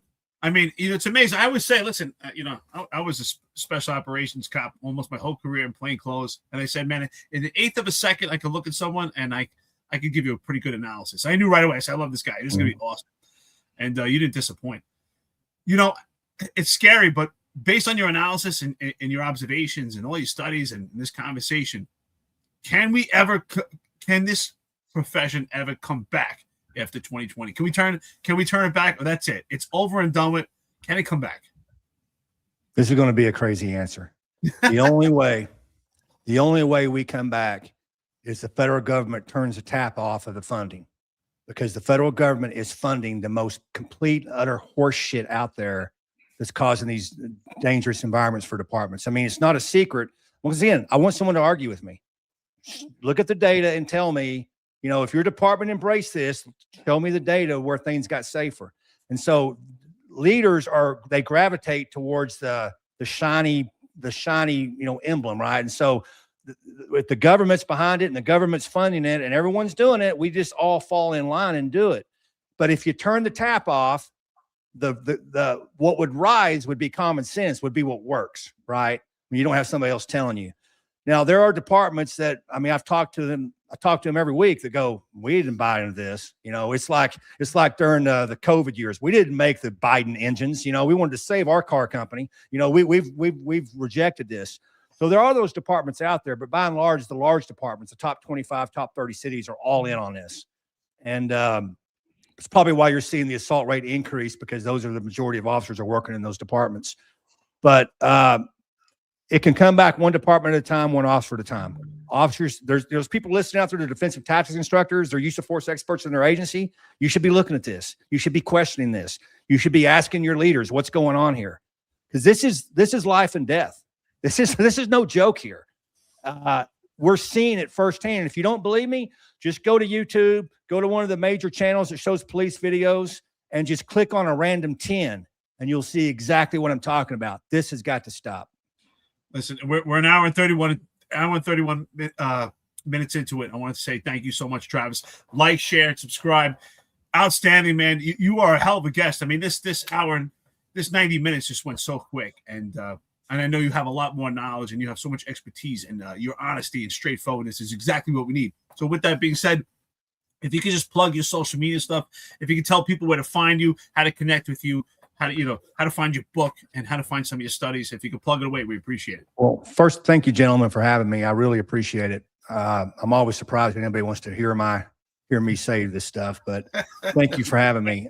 Listen, the easiest way to find me is travisyates.org. Go to .org, because .com is not me. Trust me, you'll know that very quick. But I do weekly articles. I do weekly podcasts. We sort of keep all this stuff in the foreground. It has a leadership angle, but this stuff right here is all leadership. I battled for a long time. Should I be talking about all this assault stuff? Well, of course, it's the most important part of leadership, right?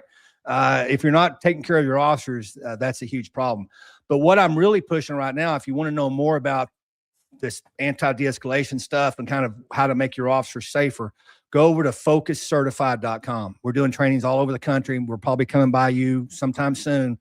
I'd love to see you in class. We offer train the trainer. So if you want to offer this to your department, and what it is I believe it's true de-escalation. I believe it's true officer safety, because it's taken pre-attack indicators that we have found through the research. Research has never been done before, of what is occurring right before officers are attacked. And we found 8 sentinel cues, 8 behaviors that when you see these behaviors, you got to stop playing around. And we break all that down in the training. We give that to you. We give you everything you need. And we've already had officers say, hey, this saved me. So it's not me doing this, the training. I believe it could be huge. So please reach out to me there if you want to bring the training in, or you want to just catch a class somewhere. I'll be glad to let you in.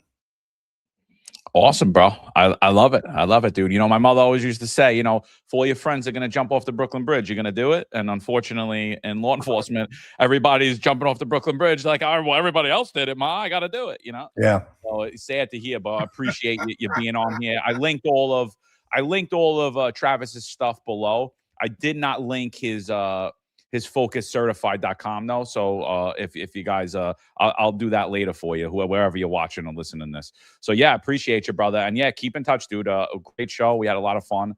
And I'm glad you took the time out to join us today. So yeah, we'll keep in touch, and we'll keep trying to strengthen your message too, because I think it's real important, the work Travis, that you've been doing.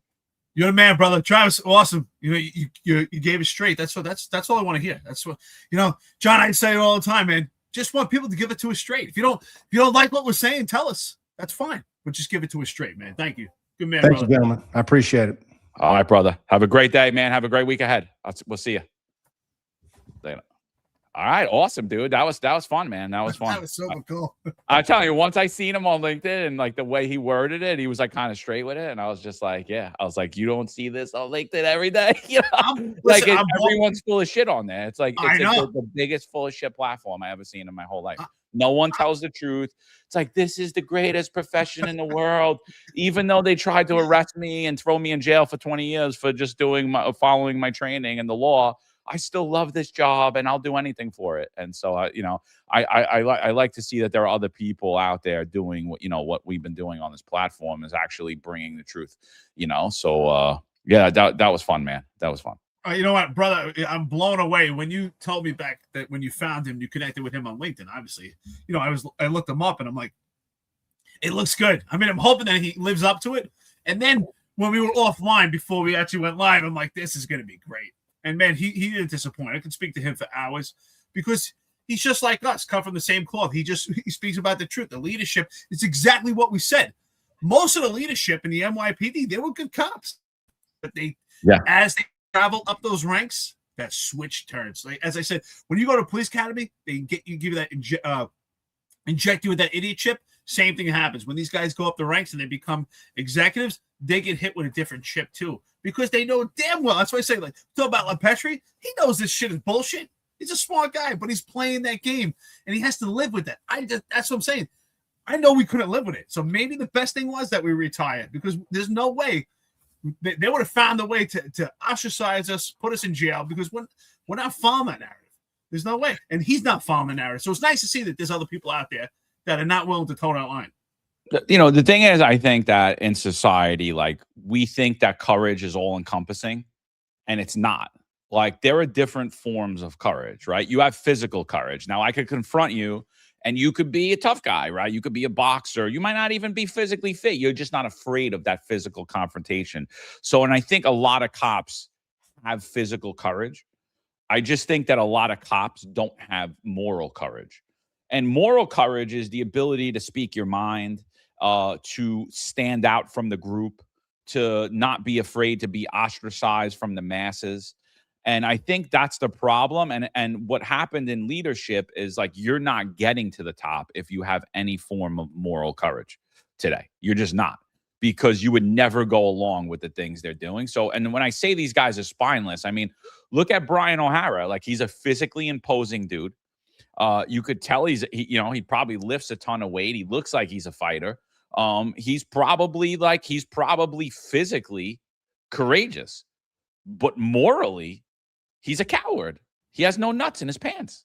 He has no spine, you know, and that's all of them. And that's why they flock together and they come against platforms like this and individuals like ourselves, because they can't handle the truth. The truth is that smacking all of us right in the face, and they don't want to hear it. And they'd rather kill us and cut our tongues out than have to face the fact that they will do or say anything. They will bend to whoever's in charge of them, because they're petrified to go against what they're being told that's coming from up top. And I think that's something that until we rectify that, nothing gets rectified. I'm glad we have this conversation, because I often say, I categorize moral courage with mental grit. And the reason why I say that is because I often talk to, train jiu-jitsu, and we always have this conversation about, that guy's a black belt and he got outbeat by someone who's a lower belt. And the reason why I say that is because these, like, physical abilities, I believe, are, and like, you look at Brian O'Hara, like you said, he's an imposing figure, right? He's in great shape, like you said. I don't know if he could fight or not. To me, that doesn't mean anything. But the fact that he's big, that's an important presence. He looks good in uniform. But these skills are perishable. And I say that the reason why I bring up the point of a black belt. So let's say you're a black belt in jiu-jitsu, or you're a high-level boxer. If you haven't done that if let's say you stopped and you haven't done it in 20, 25 years, are you really still a black belt? Are you still a high level boxer? And I would say no. And the same thing, if you haven't done, we all get older over time. Do I expect a man in his late 60s or early 50s physically fit like Brian O'Hara or like we are taking care of themselves? No, because those things are perishable over time. So if you were a black belt 20 years ago and you stopped training, to me, you're not really still a black belt. Yeah, you earned it one time. These skills are perishable. But mental grit and moral courage, that's something that should stay with you forever. So I think moral courage and mental grit is far more important than the physical capabilities, because I think physical capabilities, these are skills that you have and could be perishable. But your moral courage is something that I don't think can ever perish if you have it. Yeah, but I'm saying that they're two exact different things, and it's very rare that somebody has both. You know what I mean? They're totally separate. You might be 60 and your skills are diminished, but that doesn't mean that you won't punch somebody in the face or defend yourself. You know what I mean? And so that's physical courage, totally different from moral courage. And I think that most men do not have. Most men have one or the other. It's very rare that they have both. And that's what I'm saying. Like, regardless of your skill level or anything like that. That's what I'm saying. I agree. I'm saying that they're different. What I'm trying to say is that your physical courage, these are skills that I think can be perishable. But I think moral courage or that mental grit, you'll always have it. If you're a man in your 70s and in your 20s, you always had moral courage. In your 70s, you'll have that moral courage too. I believe it's something that stays with you. What I'm saying is, in your 70s, I don't expect someone to have that physical ability that they had in their 20s, but I expect them to have that moral courage, capacity throughout their entire life. That's what I'm saying. If that makes sense and correlates to your point. Yeah, I mean, like I said, I just think that they're two different things. Like my father's skills obviously diminished as he was older. But he, like 2 years before he passed, he got into a fist fight in Walmart. Like, should he have been fighting anybody? No. You know what I mean? He's an old man with a bad back and like he's frail, like, what are you doing? So he always maintained that physical courage still, you know what I mean? And I don't think that physical courage often correlates in an office setting is what I'm saying. You know what I mean? No, I understand what you're saying, but I think that physical courage you're saying to me is really mental grit and moral courage, because at that age, I don't think so at all. But well, hear me out. What I'm saying, at that age, could he really beat someone in his 20s? God forbid he had to fight. Probably not. But he had that moral courage, that he had the dignity and pride to protect himself. But that's what I'm saying is that's not moral courage at all. That is physical courage. It's not moral courage at all. It's two separate things. The same way like Travis said, just because you could fight doesn't mean that you're going to stand up doesn't stand up to leadership, or that you'll separate yourself from the crowd. I mean, he outlined it best here. You cops aren't afraid. They'll chase someone down a dark alley with a firearm, but they won't tell their lieutenant no about something that'll endanger their life. Like, it's two separate things. Like, is that cop not courageous? Yeah, he is. He's physically courageous. Morally, he's a coward. No, I agree. But what I'm saying is that moral courage should stay with you forever. That physical courage, could that stay with you forever? No, those skills, that is perishable. But it also goes into what he said, Travis, which he's right. Cops are becoming useful idiots. Right? You're throwing yourself into danger, putting yourselves in situations knowing that they're not going to support you, they're not going to back you, they're not going to protect you. And so we with physical courage and not having that moral courage, making the cops more vulnerable. So I think Mike Freed says, I agree and disagree, Eric. Look at Tyson Fury. He took time off and came back to boxing. Yeah, because he had that mental grit, but he had to train for a period of time. He didn't just come back and his skills were the same. I heard him on numerous talk shows also. His skills did perish when he came back, right? He came back because he was suffering from depression. So he had some mental health issues. When he came back, it took him time, but he got himself back because deep down he had that mental grit. So I think mental grit and physical courage, they could correlate, and they should. I don't think they do at all. I don't think they do at all. Just there are people that have both, and most people don't. That's what it is, especially cops. I think cops have physical courage and they lack moral courage, the overwhelming majority of them. You know, like look at Tyson, dude. Like, of course his skills are diminished. I mean, Jake Paul wouldn't have lasted 30 seconds if he would have went up against Tyson in 86 or 88 or 89. Of course people's skills diminish, you know, but I don't think even if you grab Tyson on his deathbed and you piss him off, he's going to punch you in the face. Does that mean that he has moral courage? Now, I don't know. I've never seen his feet against the fire. I don't know. I don't know if he does or he doesn't. You know what I mean? We're talking about as far as in leadership, you know, but I'm just saying, like, that's, to me, we can't say that, oh, because this guy's not afraid to fight, that this guy will actually stand up and take a stand when it matters. Because No, I saw a lot of dudes cave during COVID. I saw way too many, you know, and still till today, my biggest disappointment from now till then is men. Men overall are weak. They have no moral courage. There's plenty of men out there with physical courage. Plenty out there. Listen, And even when it looks at this whole pension war that we're about to have, if you can't ask your union leader that you want a public statement that you will not support this, you're a coward. And honestly, you're a coward, you're apathetic, and there's something really wrong with you. You're just as bad as Mondani who wants to steal our money. Listen, what we're saying, could a guy like O'Hara, a big guy who's in good shape, could he be a coward? Absolutely. But again, does that mean he has physical courage? I don't know. Just because he's a big guy doesn't mean he's actually willing to get physical with someone either. I saw plenty of guys in the police department that were big and strong, and they didn't have any physical courage. So they lack both. They lack both. But I'm just saying, as the fact that you're a cop, you know, we could assume that more than likely you have some form of physical courage. Does it mean that everyone does? No. Well, I don't know. I think there's a difference between physical courage and just stupidity. Maybe sometimes they're putting themselves in situations they don't even know. And it looks courageous, but they just don't even know because it's just, like you said, useful idiots. So I do think they can go hand in hand. I mean, you could say mostly, right? If someone is in shape, does that mean they're going to have more? No. I mean, Brian O'Hara is definitely the epitome of that. Well, I know guys that were in shape, that are physically fit, that could fight, that are trained boxers, and they cowered they have no moral integrity whatsoever. Yeah, I agree. That's a great point. I agree. They're fucking cowards. They were on their knees. I mean, like, what are we doing? Like, what are we talking about? You know, disgusting. That's why I'm saying it's two separate things totally. And that's the problem in society is we think that if you're courageous in one aspect of life, that means that you have courage. And there's different forms of courage. The one that matters the most is the moral courage, in my opinion. Well, that's what I said. I think we kind of said the same thing. What I'm saying is sometimes they do overlap. And what I'm saying is that your physical, I don't think you understand what I'm saying. Your physical abilities are skills that are perishable. You can be in shape. You can be strong. Let me finish this here. You can be physically fit and strong, and you can lose that. If you stop working out and your diet goes to shit, you'll lose that. But your moral courage, what's in your head, what I'm saying is, I don't think you ever lose that. You either have it or you don't. Because I know damn well, I don't care if, God forbid, I'm suffering from a disease and I lose every muscle I have and I'm weak and I'm in bed, I'm not giving in. I'm not playing that narrative. So that's what I'm saying. So we're kind of saying the same thing, John. Well, Nen says that we both have real courage being such dumbasses in public.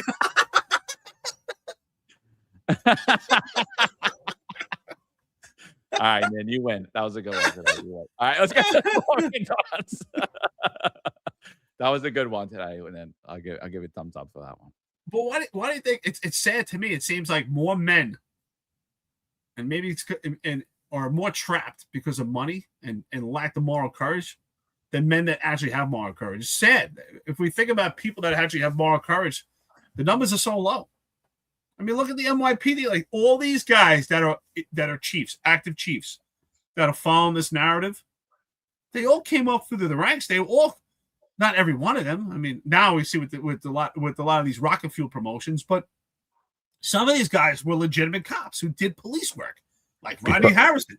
Because they have physical courage and not moral courage. That's what I'm saying. You know what I mean? That's why I'm saying they're two separate things. Like physical courage has nothing to do with your skills. I'm not a good fighter. If you smack me or you disrespect my wife, we're fighting, dude. Like, you know what I mean? Like, it is what it is. Like, you know, just because I have no skills doesn't mean that I don't have the courage. You know what I mean? Like, courage and skills have nothing to do with each other, in my opinion. I agree. You know? Well, that's absolutely true, right? You could be completely courageous and and want to fight, someone, obviously stand your ground, knowing you're going to get your ass kicked because you can't fight. But that's something I agree. Skills. I and mean, that courage was is something most of the completely fights I've ever been in. I'm like, all right, this guy's No, but we're not talking about what I'm saying. I'm not talking about the black belt about skills. What I'm saying is that your physical ability can diminish, right? You can be, of course.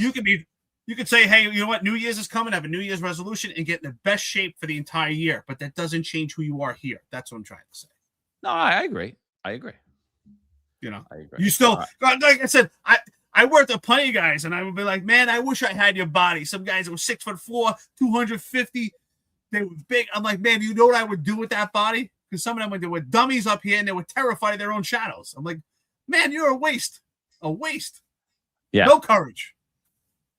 I'd rather take I had some little girls working for me who were like 5'3", who I'd take them into battle before I took some of these guys because they had courage. At least it was here.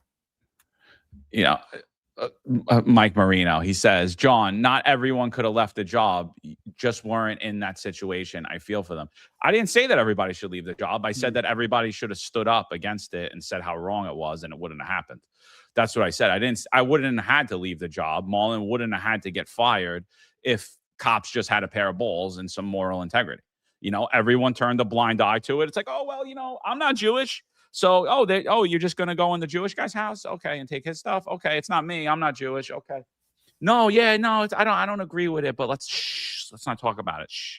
Let's not talk about it. So, and then, no one pushed back at the unions, and I pushed back at the union, and I got did in first because of that, and so like, what I'm saying is if we all would have stood together, they would have had no choice but to fold on the mandate.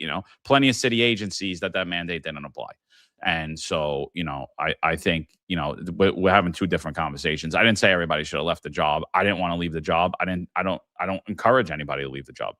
So, I think that's something that, look, people got to look at who they are, and I always say, like, who you were in 2020 is who you are.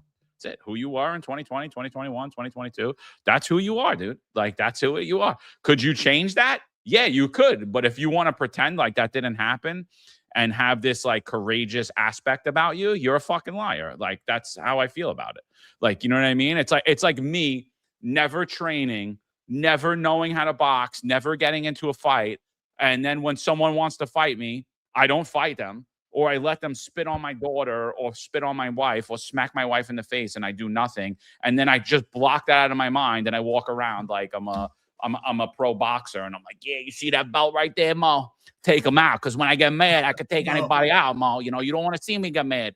And that's what that's what men are doing when it relates to 2020, 21, and 22. A lot of men took knees physically. Like, look, I'm going to do a video in a little bit about the unions, because they all need to publicly make a statement. They all need to publicly make a statement. The bottom line is this. As parents, we let our kids get masks. As parents, we let our kids get needles stuck in them that they didn't need or they didn't want. As husbands, we let them do that to our wives. We let them do that to our daughters, to our mothers, to our parents. And the unions didn't say a fucking word about it. We let them do it to ourselves, and we didn't say a fucking word about it. Now they're coming for your fucking pension. And believe me, in 10 years, you're going to wish you all fucking said something about the pension. Believe me, in 10 years, you're all going to be like, because any state or city that's ever done this has never fucking recovered. If we're going to not hold these elected union representatives' feet to the fire and make them put out a statement, then we fucking deserve to lose our pensions. And you know what? I don't care, because I already lived without my pension and health benefits for 2 years. I already know what I need to do. Can any of you motherfuckers do it? Because I don't think so. Because I think it'll break most of you. I'll tell you right now, I think it'll break you physically, emotionally, and mentally. I already know that I'll be able to do it. So if you guys don't start talking about that, you don't want the city of New York to take your pension money to fucking throw that money and light it on fire, you fucking deserve to lose your pension. Every single person on here. Every single person on here. And so it's time people start standing up. They didn't stand up in 20. You didn't stand up in 2020. You didn't stand up in 21. You didn't stand up in 22. Here we are in 26. Are you going to fucking take a knee again? Because I'm not. I didn't take the knee then. I ain't taking the knee now. You know, I spoke to a lot of cops about this also, and I don't think they really understand. They're not paying attention. And the questions have been so simple to me, like, is my pension safe? Are they taking my, are they reducing my pension or not? And I'm like, so you're really not seeing the big picture here. And I'm like, if you watch John's video, John didn't say that they're going to take your pension. But what's important to understand, I don't think people understand percentages. Like, well, I get 8.25% interest. Great. But if they're not investing money into the pension, what do you get 8.25% interest on? Right? It's like people go, I love people like, oh, I'm going to the store. They got this great sale at the store, right? And everything's 70% off. 70% off what? I mean, if they jacked up the prices, triple the prices, and told you 70% off, like, okay, 70% off what? And it's the same thing with your pension. If you get 8.25% interest on what? Because if they don't put money into the pension, what are you getting interest on? And that's what people are not understanding. They're not really understanding what the pension fund is. Well, the simple question for me, John, you probably got the same thing. Is like, are they taking my pension? Am I getting my monthly payment? And it's beyond that. And that's what people. I don't think they want to understand, or they just want the simplest answers. Like, am I getting it or not? And it's kind of like what Travis was saying today. Like, people just don't want to. Like, let's pretend all these laws and policies are okay. Like, I don't want to look at the data. Like he said, the first thing you should do is ask, hey, the union should ask, what's the data for my police department? Well, if you see the data, then you know the truth. And people are like, well, if you see the pension fund, it's important to know that money has to go into that fund for you to build your pension. Am I right, John? These guys are not paying attention to it. No, they're not, because everyone's a bunch of selfish fucks, dude. That's why. Because everyone's like, well, what about right now? What about tomorrow? Like, my stuff's coming tomorrow. I'm good. Oh, okay. You know, I had a bunch of people reach out to me because I made a comment about the bill that's going to allow, I call it the Pat Gordon bill. So I think this is I actually call it the Pat Gordon grift bill. It's the bill that allows your time as a traffic agent to count towards your pension up front. Right? Towards an NYPD pension. Now, I personally think that bill's a bunch of bullshit. I don't care that you named it after a murdered cop. It's disgusting that you guys did. You should have named it after Pat Gordon, because it's a grift. It benefits him. And I don't think it does anything to improve policing at all whatsoever. You already got your pension enhancement when you moved from traffic over to the NYPD. You're now in a police pension because now you are an actual police officer. So congratulations. That time does not deserve to count up front. Should it count on the back end? Yeah, you know what? If it does, it does. To me, I don't know. I don't see how it correlates. But whatever. You know, I know there are other sweeteners there, and I know a lot of people are pissed about that. And so everyone's messaging me, John, this is going to benefit me directly. Like, you're messed up. You're messed up. This is going to be great because I'm going to be able to count my 5 years in traffic, and I'm going to be able to retire, or I'm going to get a 25, or I'm going to get a 30-year pension. And I'm like, so you're willing to trade the solvency of the entire pension fund for your immediate benefit? Not only are you selfish, you're a moron. Like, so I don't care what you call me, that I'm terrible, I'm this, I'm that. History will come down to the fact that you were selfish and you were a moron. That's it. So you could say whatever you like about my pushback against, I'm not even going to say the cop's name, but you used a murdered cop name to pass that bill, and that's a bunch of bullshit because you did the same shit that the lefties do. You know, I remember fighting with my CO and my ICO one day when I was a sergeant. My house got destroyed in Sandy. And they're like, don't you support the Sandy bill? I'm like, no. They're like, why not? I was like, because I'm not seeing any of that money. Yeah, but it's for Sandy victims. I'm like, hold on, time out. My house got destroyed. I have no place to fucking live right now. I'm working 16-hour days and I'm sleeping on my mother-in-law's fucking like couch that's this big, you know, because I married a Sicilian girl and they're smaller than I am, like they're midgets. I'm like, it doesn't benefit me directly, but you're telling me that the bill is going to benefit the victims. Who the fuck are the victims if I'm not benefiting from it? So no, I don't support the bill, you know, and it's this, you know what I mean? What is this doing to better policing? What is this doing for protection for police officers? Nothing. It's a grift. It's a lie. You know, SBA just came out. Kudos to Vinny Valalong. He's saying that, hold on, I'll pull it up. We'll read it out right now. You know, this is what needs to be done, people. This is it. And by the way, you're all fucking welcome because none of you were fucking talking about it. So as big of a jerk off as I am, at least you know, at least you guys know what unions are opposed to sell you out. So right now we have to worry about the DEA. the LBA and the CEA, they all need to come out and make statements. And the only reason these statements are coming out is because of one guy. His name's John McCarry. So he's a fucking jerk off with a bald head and a crooked nose. He's not too good looking, but you could all thank him. So, and because you guys ain't helping keeping your pension safe. So I could be a jerk off. I could be this. I could be a racist. I could be all this other shit. But at least I'm telling the truth. And what are you guys doing? Well, here's the reality, and people don't realize, and that's what's important, right? We've been making that correlation on this network. You've been doing it yourself on these videos, is that these proposals and these bills that are being pushed right now for cops, or chiefs that stay on past 62 years old, that they can stay on potentially to 65, and also cops having that proposal to get on the job at 45 years old. It's not because they're being nice. It's not because all of a sudden they love the police and we just want to just give more opportunities. It's because if they weaken these pension systems, which they're doing and they're going to do, it's going to be harder for recruitment, and you're going to have another mass exodus because these pensions are just being stripped away. So people need to understand how this correlates to each other. These bills are not all of a sudden, oh, it's so great. And the unions are clapping at these bills, and these bills are only coming by way of the fact that the pensions are being attacked. So that's why I want people to see the correlation. But all I've heard is just simple questions. Does that affect my monthly payment? Will it affect my pension? You know, Me. Right, exactly. You're not seeing the big picture. Hey, it might not affect it right now, but look at Chicago, look at Detroit, and look at Baltimore. And all the people who told me, and I had these comments, oh, it's impossible. You can't do it to an NYPD pension. It's different. All you need is 2 votes of the state legislature, the state constitution in New York, and you could change it. Some people say, oh, that's impossible. I don't know. I don't think it's impossible. I think it's very possible. I'm sure people, if you ask someone 20 years ago, you think New York City would ever have a diaphragm law? They probably think you're insane. Guess what? We have a diaphragm law. I think 20 years ago, if you ask people, do you think cops would have to have liability insurance? You're insane. Well, it's on the way. It's coming soon. So 8.25% of what? So if you ever thought I shouldn't take a pension loan, maybe you should take your pension loan, take your money, and start investing into stuff where you could actually make, where you could have some assets and not liabilities. And they are attacking your pension. You need to, and some of these union members are on the pension board. So put that together.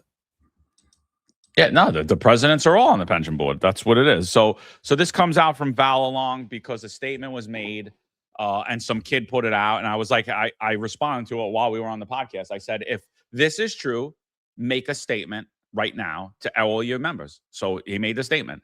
The mayor has been asking all the city unions to agree to a pension restructuring plan that would spread out the city's contribution to fund future pension obligations over a longer period than currently scheduled. Legislation introduced as part of the state budget would authorize the city's 5 pension systems to move forward with the plan, but only if the pensions funds board of trustees to approve it. If this proposal, which should really say when, he's using the same language that Hendry used, when the proposal comes before the police pension fund, the SBA will vote against it. The PBA has already stated they will also vote against it. Under the current law, at least 7 votes are needed for a resolution to be adopted. If all police unions vote against the restructuring plan, it will not be adopted by the police pension fund. At last week's delegates meeting, we stated we do not believe this is in the best fiduciary long-term interest of SBA members, so we are opposed to it being adopted. Thank you, Vinny Valalong. You are now written off my list. Pat Hendry and Billy Valalong, they support you having the ability to collect your pension in your latter years. Now it falls to Scott Monroe, Lou Turco, and Chris Monahan. Again, like I said, anyone that does not make this statement is a fucking traitor to the entire job, active and retired, to every fucking cop.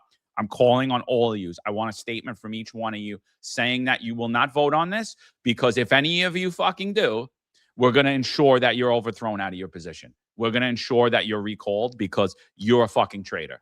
And that's the bottom line. This should not be hard at all. We do not want the city to throw our money. The city has the ability to reduce their budget, and they're lighting money on fire. They're lighting money on fire, and I could reduce that budget like this. And I'm not a smart guy, dude. I got 60 college credits. Like, this is not a hard statement. And honestly, Hendry and Vinny, I'll give you kudos, but this should have been fucking done when this talk started immediately. This shouldn't have to be people going out and pushing back against any of this stuff. This should have been immediately. This should have been, we shouldn't have been warning your members about this. You should have been warning all of us about this the minute you knew about it. And that's the problem here. That's the problem here. And all of you are all self-consumed. What about me? What about me? What about mine? What about me? Pay attention to the entire benefit. Are you going to risk the entire pension system for your own personal gain? And if your fucking answer is yes, you're a fucking traitor too. And you should be treated as one. I'm sorry, John. I'm not giving them any kudos. This is something they were supposed to do, and they were supposed to set the ground rules, the limitations, and create boundaries for the unions a long time ago so that the mayor would know he couldn't even take this stance and take this action. It's almost like saying, oh, I take care of my kids. I should get credit for it. No, you're supposed to take care of your kids. It's the same thing here. You're not allowed to anyone make the pensions impervious. You're not supposed to penetrate these pensions. Something that should have been a standpoint a long time ago. It shouldn't have gotten to this point. Yeah, listen, it's great that they're doing it, but I'm sorry to give them any credit at this point for it. You're supposed to protect the unions. That is your freaking job, if anything, is to protect your members and to protect their financial stability, and especially when it comes to their pensions. So this is something that we should expect them to do. We should not be honoring them for doing it. There's certain things in life that I don't think we should give kudos to people. Like, yeah, well, you're supposed to go to work on time. You're supposed to get up, be like a normal person. You're supposed to do this if you're a union member, especially the fact that you're on the pension boards, right? And it's not just the presidents. There are union board members who are also on the pension boards as well. So they have a lot of stake in the pensions. It's something they were supposed to do. And the rhetoric that we've been putting out there from this network is only to help the cops. Why is it that we first hearing it right now? It's the pushback we've put on this network. We put their feet to the fire. We sounded the horn on this. And John, you've put out some good videos about it yourself. Apart from this network, put out some great videos about what's going on with the pension. People going to attack you, and the reality is they're attacking you the same time. I'm getting all these questions because they don't want to know the realities. They want to play pretend and pretend they don't understand it. The reality is, I think a lot of them do understand it. But they want to pretend, okay, if my pension's okay, I can pretend this is going to go away. No, it's not going to go away. It's important that we put our feet on it. And how do you do that? By representation for the unions. Because if the unions are not represented, this is not going to go away. And in fact, this will be far worse. And then one day, maybe your pension payments can be reduced and be affected. We're not saying right now, but stop thinking about now. Think about 20 years from now what your life could be like. And think about the people that are coming behind you. Don't be selfish. And the unions should have made the boundaries a long time ago to know this. You want to have conversations about anything, but don't ever touch these pensions. Well, the bottom line is this. Unions aren't transparent at all. So the membership knows nothing. The delegates know nothing. And there's no transparency in what's happening behind the scenes with anything. And that needs to immediately change. It needs to change with all of our elected officials. It needs to change with the leadership. And it 100% needs to change when we're talking about our unions.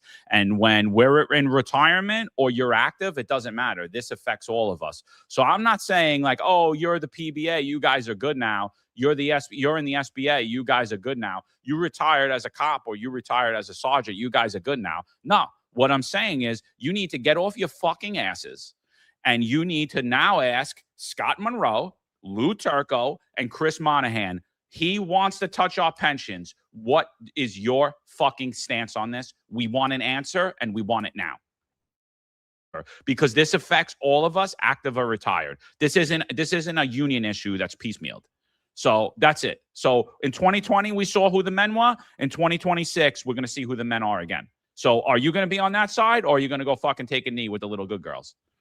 And that's it. Like, I'm like, I got nothing else to say about this. We're going to talk about this on Friday. This is infuriating to me, dude. Absolutely infuriating. Absolutely infuriating. And then I'm getting pushback from cops who have pensions that are too fucking stupid that want to jump out in front of these union presidents and say shit. Smarten up. Scott, where are you? Lou, where are you? Chris, where are you? I don't give a fuck about anything else. I'm good. My kids are good. Everybody's good. What the fuck are you doing about this? We could be friends after. Well, that's why they're not paying attention to these city council proposals and these bills that 45-year-old men can now get on the job and you could eventually keep your pension stay on the job till you're 65 years old. Who does that benefit? And you have to think about that. And also, hey, of course it benefits the city. If you're on the job at 62 years old and you stay to 65, guess what? You're not collecting a pension. You're collecting a New York City paycheck. It's far different than a pension system because they want to utilize that pension. They want to utilize your pension system as their bank. And guess what? If you take money from your bank account, you can't get interest on it. So I often hear the cops, and that's so important. They're not understanding how money works. So in simplest terms, if you have a small bank account of $100 and you get 8.25%, that would be $8.25 interest. If I take out $50, how much interest are you getting? So if they're dipping into your pension, what interest are you getting? So you have to understand the nomenclature. The interest is getting paid out by whatever else is left over in the fund. So it's depleting the fund and it's causing a gap in the pension. The same gap that they're trying to fill in the city's budget, that they can't reduce any of their spending. So they want to take our money. So this is why this has failed everywhere, because you're losing out on all of that interest and your fund is paying that interest out. So this is why it's irrecoverable. It puts you in a death spiral. It's irrecoverable. Well, especially because the reason why it's irrecoverable, you can't recover from it because pensions are based on compounded interest, right? And now this is in the reverse. To come back from it, you just can't keep up with it. And again, if you don't believe the data, look at Detroit, look at Baltimore, look at Chicago. And there's other cities also in some small towns that have been affected by this. But if you want to see on a bigger scale, you can see that and see what happened to those pension systems. And we're not that far away. I know some people, for some reason, they have this idea that the New York City pensions are just impossible. And you're right. We're talking about budgeting. Look at the spending of New York City. I made the comparison with Florida. The state of Florida has 23 million people. The population has outgrown New York State. But New York City is 8.5 million people, and their budget exceeds what their budget is in Florida. And Florida, they're flourishing without state income tax. So you have to ask yourself, how did we get to that point? That state is thriving. And don't tell me tourism. It's not just tourism. It's not tourism in every spot of Florida. It's far different. It's how they budget their money. And in New York City, what they do is, we got to give money to this. We got to give money to that. Give money. And then there's no money left over. It's saying, here's our budget. And we can only allocate so much to different social programs, but they just give it all away. And then they want to lean on the cops. The same people they hate, that they have a bias and disdain, want to create all this defund and rhetoric. They want to dip into the New York City police pension funds to help support the city. Go figure. So when Travis talks about useful idiots. Yeah, it's a complete joke, dude. It's a complete utter joke, and that's it. So if you want the city of New York to dip into your pension fund and cause your pension fund to be insolvent in years to come, then say nothing. Or go along with it, but I want to know where everyone stands. So if you said nothing at this time, you're a traitor. If you're for it, you're a traitor. And I need to know where everybody stands. I want to know where I stand with you. I want to know if in 10 years I should spit in your face or not. Like, that's what I want to know. I want to know how I should treat you going forward. Like, that's what I want to know. Because if you're gonna take away the pension that I worked for, that I got, if you're gonna do it from the rest of you, including yourself, you're a fucking coward, and you should be treated as such. You should be treated as a coward traitor, and that's the bottom line. You know what I mean? I want to know these things, and it's disgusting. Or you could potentially want to do these great things, and you want Mondani to take your money, and you want them to increase the budget for violence interventions by 260% over the $100 million they already got, and to use your pension and my pension and Eric's pension, everybody else's pension for it. Go right ahead. Let us know where you stand. I'm willing. I want to know who you are. I want to know. You need to be identified. It's funny that there's radio silence when it comes to this conversation, the opposition that we received, and especially you, since you put out some of these videos. Because cops still complain about the zeros they received in the 90s from Giuliani when it came to their contracts, and they still claim they feel the effects of it when it came to pension raises. So don't you think it's the same thing, or actually even on a much more egregious level, that if they're dipping into your pensions for funding, that you're going to feel the effects? I mean, think about that. It's now 2026, and cops are still talking about the zeros they got in the 90s that affected their pay scale and their careers going forward, and for the organization, the NYPD. Don't you think this would actually far exceed those issues when it comes to the pension system? I don't think people are really understanding what's happening here. No, it's a complete joke, dude. All right, let's get to the coffee and donuts. Friday is going to be a pretty good episode, so I suggest you tune in for that one. Tonight, join the executive perspective at 5:05 p.m., 17:05 p.m. Eastern time. Ron and Rob, they'll be talking about the modification and transfer of Assistant Chief Benjamin Gurley for an off-duty incident that occurred out in Rockland, I believe by the Haverstraw PD. So they'll be weighing in that. We'll definitely touch on that on Friday, but Friday for us, our main topic is going to be pension reform and holding our unions accountable. All right, let's get to the coffee and donuts. Pat Donahue, 2960. I know this was up for a while, so I'm sure the DEI members got a good screenshot of this to send to Scott. So it's tough to accept financial / pension advice from a union president who used to repeatedly ask for an advance on his monthly stipend. Who's that one from? time had multiple pension loans outstanding. I wonder whoever you could be talking about. So anyway, Scott, if you could do us a favor, because we allowed you to come onto this platform and we gave you the ability to speak to your members.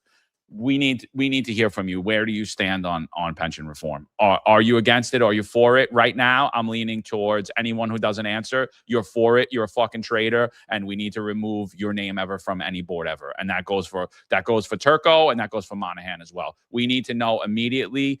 Time is of the essence. Yeah, listen, Pat Donahue, thank you so much, brother. Coffee and donuts, I appreciate it, and that's a great point. I think right now, sometimes silence is necessary to sit and wait and figure out what's going on and when to take action. But right now, the unions, and especially the union presidents, they should be the loudest voices in the room right now. The loudest voices. It shouldn't be us, John, and especially shouldn't be you doing these videos. It should be the unions, and it should not just become this network. The unions should be so loud right now that they actually drown our voices out on this network.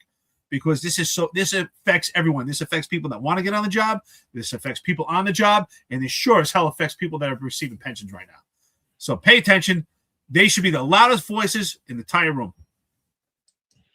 Anthony says, great guest. Keep keeping us informed. Yeah, he was awesome. Oh, really like Travis Yates. Good dude, Me Good too, dude. man. It was super cool, right? He was pretty funny too. And I didn't even know O'Hara resigned. I didn't even know that until we were talking about it in the morning. I was like, oh, wow, I didn't even realize that. So, kiss of death, baby. Shell gave him the kiss of death. It was maybe Shell and O'Hara could do a podcast together. They could link up. They should, yeah. Unfiltered? They could do an unfiltered podcast? An unfiltered, yeah. They could do an unfiltered, yeah. Situation Room with John Shell and Brian O'Hara. Nah, I think O'Hara will get another job. Shell wanted to get into that perf grift, but they were like, nah, not good enough, bro. Sorry. We'll use Bryant. So Brian went out the way of Madry, it seems. So, and it's funny, all these dudes, like they flock together. Like it's like, they flock together. So Brian, I hope you're watching on my LinkedIn today. I know you're a big fan of my LinkedIn. So how you doing? Sorry for everything that happened. Can't wait to hear the further news stories. We'll be reporting them to you. Brian's taller than you. Yeah. Is he tall? I think he's taller than me too. He's tall. Yeah. I don't know. He was standing next to Jacob Fry, bro. I'll look like Hulk Hogan compared to Jacob Fry. It'll be like, I'll look like Shaquille O'Neal standing next to the Jacob funny part was he was standing next to him, and Brian's the one that had his hand in his pocket. Yeah. Hold my pocket for me. Jacob was like, he had to reach down to hold Fry's pocket. That's like us holding Jack's pocket. Could you imagine? Yeah, sick. Mike Marino says, moral courage is what you had leaving the job. Love Travis, loved him more than when Nin trashed him. Show me that Travis was one of us. Oh, I didn't know he did. Listen, Nin had the comment of the day, all right? He said that how brave me and Eric are for exposing to the world how stupid we are. we had dumb courage. Yeah. Thanks, John. Shout out to Nin. Mike, thank you, sir. Appreciate you always being here, laying in. Yeah, absolutely. Good man, dude. Yeah. Nemesis DR. Whoa, who's this? New name. Welcome to the show, my friend. Great show as always, gentlemen. Mike Tyson does have moral courage. Every time he's asked about Trump, he doesn't flinch and he says he's a friend regardless of public opinion. Yeah, absolutely. I like I said, I don't know if he does or he doesn't. I didn't have a good example at the time, but that's a great example. So I appreciate it. All I was saying is like he's physically courageous. That's physical courage. I was just using him because he was one of the most dominant boxers of ever, actually. So yeah. Oh yeah. That's a great statement actually. To Yeah. Nemesis. Yeah, thank you for the call. We've done. It's a good statement. Who we got? We got Illustrate Life 1776. Nice, love it. Like it. He says Jesus is a great example of a courageous leader, and look what they did to him. Well, hey, I thought that as a member of the Catholic or Christian faith, your ultimate goal was to follow in the footsteps of Jesus. So, I mean, I think more Catholic and Christians have to really examining themselves if in fact they do believe in their faith and they're willing to accept living that type of lifestyle. Because I was always told I am not of this world. If I was of this world, the world would love me as my own. But as it is, I am not of this world. So, in fact, as the world hated Jesus, the world shall hate you. I mean, it's real simple statement, Either believe it or don't, Just because you go to church on Sunday doesn't mean you have faith, And I say that often. Yeah, I agree on that. It's funny you say that, right? I was talking to a buddy of mine also who's actually pretty religious, and he was upset he hasn't been to church in a long time. But he's got great values, really into the religion, Orthodox actually. He's not Catholic, Orthodox, and Christian, not Jewish. And but I'm like, yeah, but it's in your heart, man. It's in your heart. That's what's more important. You don't actually have to go to church. There's plenty of people go to church. They hate being there on Sunday or whatever day they go. Or even, I'm Jewish. Plenty of people go to temple. They're not into it. They just go because they have to. Or their families want them to go. So it's more important. It's in your heart. Oh, yeah. So I go to church and there's guys that are like dudes. They're all dressed up and they're all prim and proper and perfect. And they like sit there like they're peacocking like they're the best Catholics ever. And meanwhile, I see the guy walking on the block, and I'm like, "Hey, what's up?" And he doesn't say anything. I'm like, "This guy's a complete fucking jerk off." Like, you know what I mean? Complete fucking fraud. Like, yeah, he'll run you over in the parking lot the minute you walk out of church. Like, they like say all this great things. Oh, peace be with you. Peace be with you. Church exits. Fucking guy will run you and your whole family over. That's what I'm saying. That's why I couldn't get into religion too much. I find myself being more spiritual because like. Yom Kippur, which is the most holiest day for Jewish people. I would go to temple sometimes, like my family. Oh, you gotta go. It's Yom Kippur. I'm like, all right. And all you'd hear is, oh, the Schwartz family gave $10,000 to the temple, and the Goldbergs gave $50,000. Like everybody's clapping. I'm like, that's all it comes down to. Like, which family get money? But look, the bottom line is this: religions are like the churches of the world. They're of the world, dude. You know what I mean? Like if you're of faith, you stay strict in your faith. I don't let that discourage me. Like there's a lot of things in even the Catholic church that I don't agree with, but that I still believe that I'm a Catholic. I believe in the teachings of the New Testament and the Bible, and like that's so like I don't worry about all that stuff. I don't worry about that this jerk off is roaring me over in the parking lot. Like has nothing to do with me. That's between him and God. Has nothing to do with me. You know what I mean? I don't want to have a conversation for hours, but I just wish they would let in the Catholic Church priests get married. I think that would change a lot, but it's just opinion of mine. But I also think people need to be real with themselves too. Like that's it. If you're going to be a priest, can you accept a vow of celibacy? I can't. I know that about myself. I know that, and then you're going to tell me I can't have sex. And then I'm going to have to coach all these pretty women that are hitting on me. Like, I'm not going to be able to contain myself. Sorry. Like, I'm not. Like, I'm not taking that vow. Like, do you think Magic could have been a priest? Definitely not, bro. Like, definitely not. He would have been lying to himself. At least he stayed true to himself, He sure did.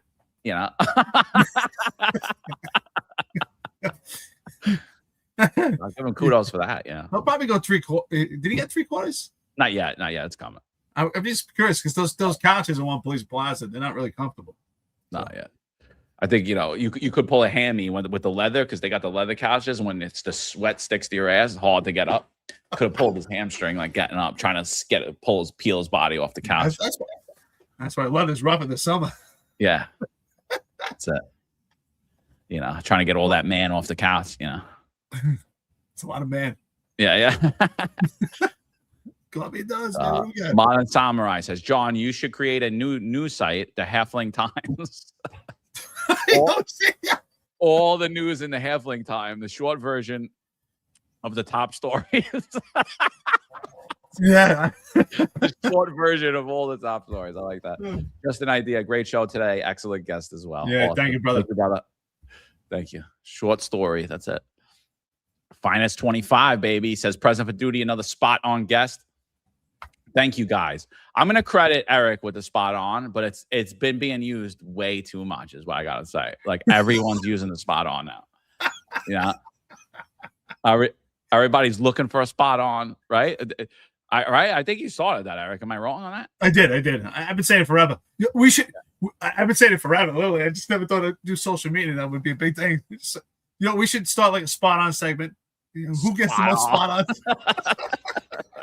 I know Rob Lucas, brother Rob. I love him. He loves the spot on. Someone said he blushes whenever they go to the spot on. I've been saying. I even text people. I text people all the time. Yeah, spot on, man. Spot on. My visual zone. What do you expect from union leaders who get wined and dined by WABC? Oh, so my visual zone, you don't like the Sergeant Spotlight Hour on WABC? Does anyone know how much we charge? They charge for that? That nobody watches, nobody sees. They put out on social media. It gets like 2 clicks. Like, how much is that? I don't know. Katz takes them out to a nice steakhouse and the station with the #1 host, Sid Rosenberg, who is the degenerate gambler and cokehead who hosts every book. Oh my Book God. Me and Lender 1000.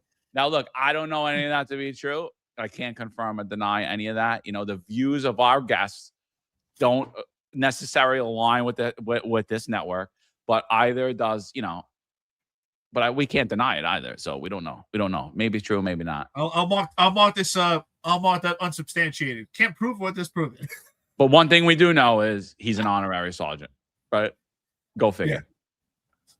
Oh, shit. Detective Nolan. Should we read this one? No, I'm going to read this one just because you made a nice video about me, Eric Sanders, Sal Greco, Stephen Lee. I don't know if you named anybody else in there. That shit was hilarious, by the way. Yeah. Now he's got me. Now it's me, Stephen Lee, Sal Greco, Eric Sanders. He still likes me, though. We're all together again. You've brought us all together again, Nolan. He still likes me and Marlon. We're the last 2 left. He says, have Hunter and me on the Finest Unfiltered at the same time. The ratings will go way up or way down. We're not sure. I personally think your guys' show is more of like a executive perspective or 10-4 Tavern. So reach out to those guys.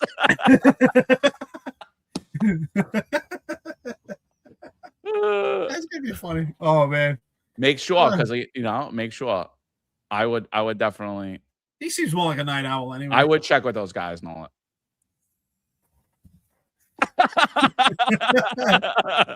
He's more of a night owl. It's all good. Oh shit. That's great.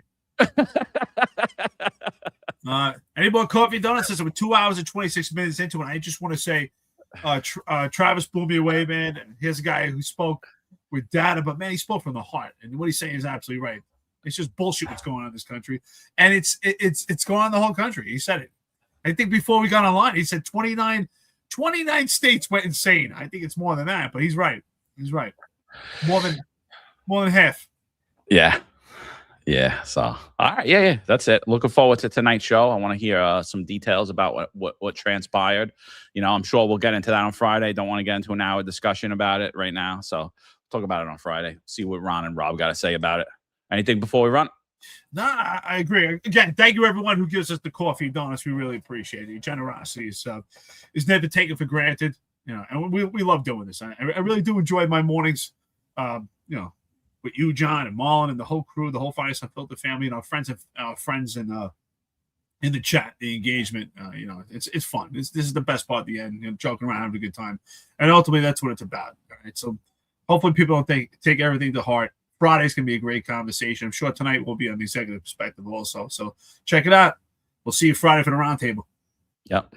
Just one question I'll answer before we get out of here. John, did you call the LBA to see where they stand?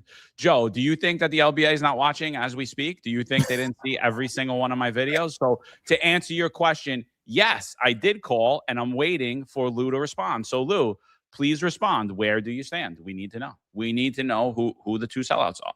I want to know. Who's leading the charge on this? I see someone that's forming coalitions. I see someone who's out in the news, who's saying all the great things that he's doing for his members. I want to see who stands where, and if they're against this, they need to publicly say it.